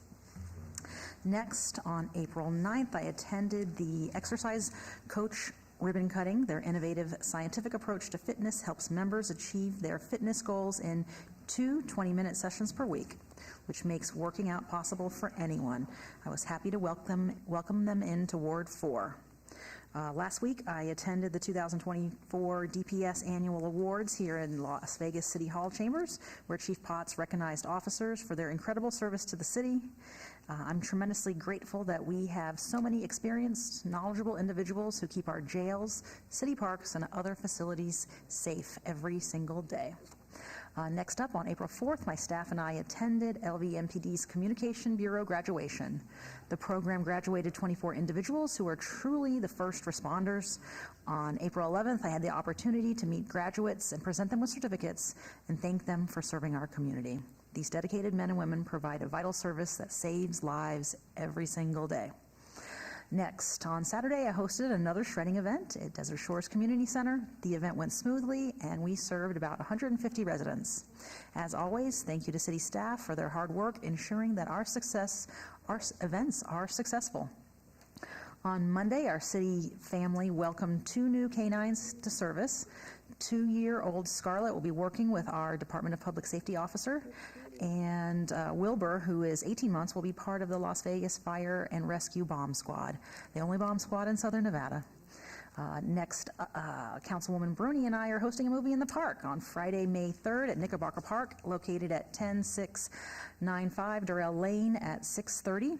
We'll be showing Jurassic World, which is PG-13s for all the parents out there.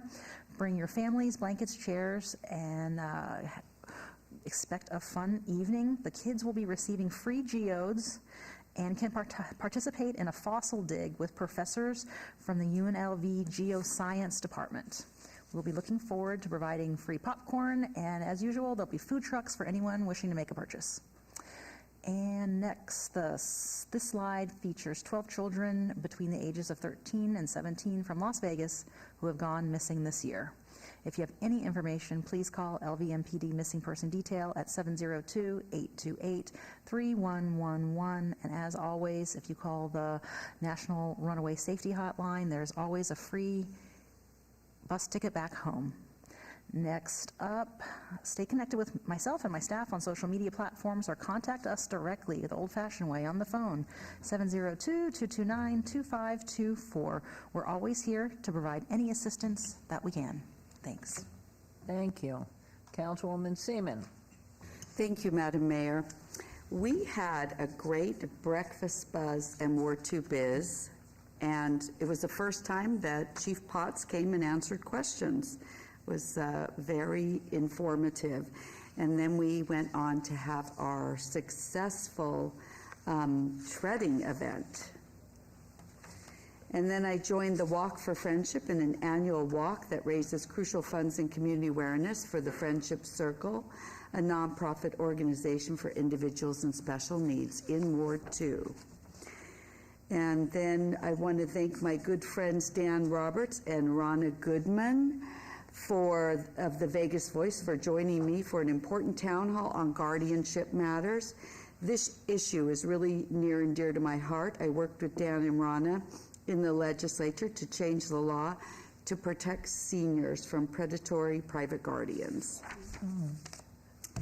Then in Ward 2, there was a wonderful IAC, the Israeli American Council Gala, and I was able to meet His Royal Highness Reza Pahlavi from the former Iran before it was taken over years ago, and he is working with Israel, doing great work, and it was such an honor to be able to join them.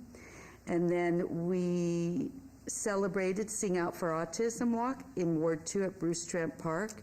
This is a fantastic organization that does work for autism, and I was happy to give a proclamation from the mayor and city council. And then we celebrated the opening of the Korean American Tour Guide Association's new office in Ward 2 and recognized them for all the work that they do. Please join us for some more Ward 2 events. We have happened to Art in the Park. I guess it's backwards. Okay, we have the Police versus Fire. That isn't in Ward 2. That will be at your school, Bishop Gorman. And I hope everyone will go. It's free to go, and it's where our police versus fire. So that's very exciting. And then we have our Breakfast Buzz in Ward 2 Biz Saturday, May 25th from 9 to 10 at Veterans Memorial. Next slide. And then we have our Art in the Park coming up this weekend, April 20th. I think there's still time for artists to come and sign up so that they can feature their art, 10 to 4 at Bruce Trent Park in Ward 2. Next slide. Then we have our Adopt a Pet featuring for the Nevada SBA Maya, a husky female, 55 pounds, about 4 years old, and Beautiful Beaver, a domestic short-hair male, 13 pounds, about 10 years old. That's a hefty cat.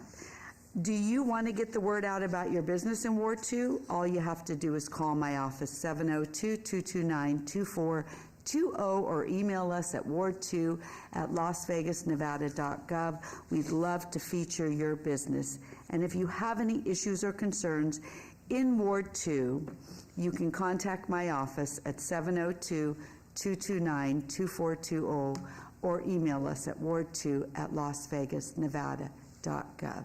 Thank you, Madam Mayor. Thank you. And Councilwoman Diaz. Thank you, Madam Mayor. Last meeting, I was remiss and I did not mention the recent reopening of Esther's Kitchen. And so I wanted to take this moment of privilege to congratulate our wonderful chef, James Trees, at Esther's Kitchen for the remarkable achievement of being honored with the key to the city by our own Mayor Goodman. His unwavering commitment to culinary excellence has not only earned him this prestigious recognition, which the mayor does not give to everyone, but also highlights the profound impact he's had on our community. James' dedication to sourcing local ingredients, crafting delicious dishes, and fostering a welcoming atmosphere has truly made Esther's Kitchen a cornerstone of our culinary scene. So cheers to celebrating you, James, and your beautiful new restaurant location in the Arts District, and we wish you many more years of delighting taste buds and bringing people together around the table. And I've seen so many of our staff enjoying the bigger digs now that we all fit in this expanded restaurant. Also, on April 1st, we were able to be there with Fat Mike, NoFX singer, and we were thrilled to announce that the Punk Rock Museum calls Fabulous Ward 3 its home for a year already. And so I couldn't get Mayor Goodman to agree to getting her first tattoo that day, but we had a blast commemorating its first anniversary. And as the world's most comprehensive attraction dedicated to the 45-year history of punk music, The Punk Rock Museum celebrates the culture and awesomeness that is punk rock. So thank you to Commissioner Sagerblum, who joined the festivities, our Mayor, Carolyn Goodman, and Councilman Creer for coming out to show support. And we were placing a lock on that gate right there. And the mayor kept a key, and I kept a key, and so no one shall ever find that key to the lock. On April 4th, we were also celebrating Baby Stack's grand opening, and it's, Liberty Hung. She's such a tenacious just entrepreneur who's opening her, I believe, 8th Baby Stacks, and I think she has a 9th on the way. And if you haven't caught wind, it's right across from City Hall. It's open 8 to 2, and I sampled their pancakes, and I just don't know which one to recommend. So you will not be disappointed with any of the selection that you guys make, but it's not just about the food experience, it's about the service that was subpar as well. And just go on over, step inside, feel the cozy ambiance, but the really good eats that everything is made there fresh. And again, Liberty Hung and husband, thank you so much for inviting us to that ribbon cutting along with your beautiful family. And I did not know that Randy Rhodes from Able Baker is a good friend of the Hungs. So it's so awesome to see how we're all a community really of friends and small business owners. On April 5th, we were able to also support the ribbon cutting of Synwave in our fabulous arts district. Becky Miller, the president of the 18B, was there. And Synwave is inviting everyone to immerse yourself in captivating experiences where art, music, and culture collide. Be part of a thriving community that celebrates diversity and creativity.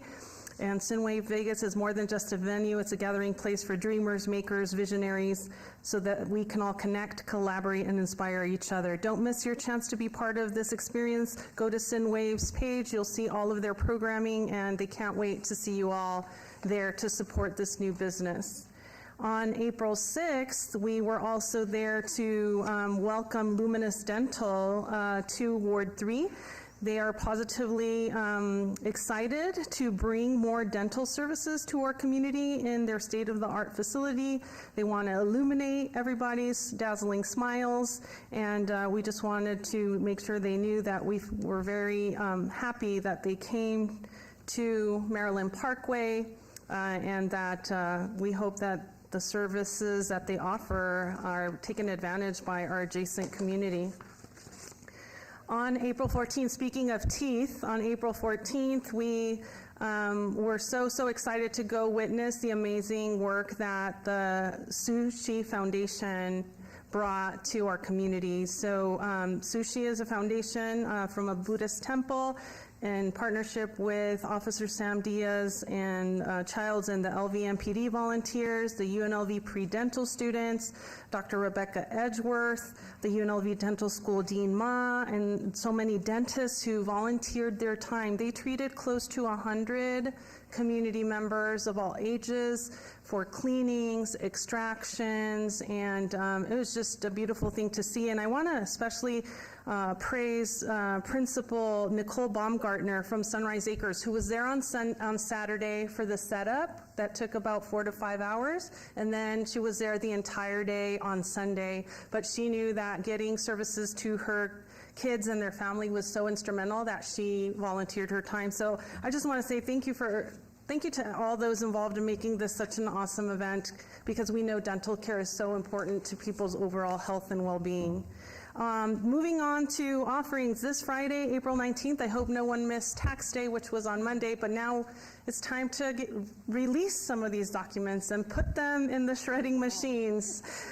So make sure you take note. There's a shredding event 9 to noon at Las Vegas City's Employees Association site located at 857 Northeastern Avenue, 89101. Please do not leave paper clips in, any batteries that can explode, but you may also bring expired medications that are not liquid.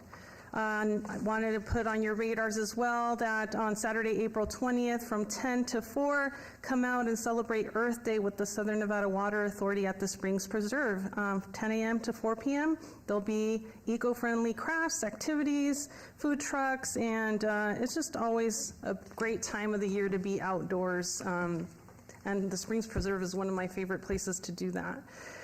Also want to let you know that on Sunday, April 21st from 11 a.m. to 4 p.m. is the first annual Chalk It Down Festival in the heart of the Arts District. And so there'll be a market in the alley and 25 plus live chalk artists on Main Street. I've seen chalk art happening in other cities internationally. I'm super excited to see what will transpire during the course of the day. There'll be live music, food, and so many offerings. So make sure you check it out, and if you're available, head on down to the Arts District.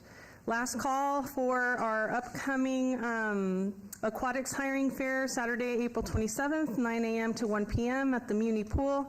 We're just hoping to make sure that we're doing our due diligence to have the lifeguards on hand so that our kids and our families can enjoy the upcoming opening of our pools.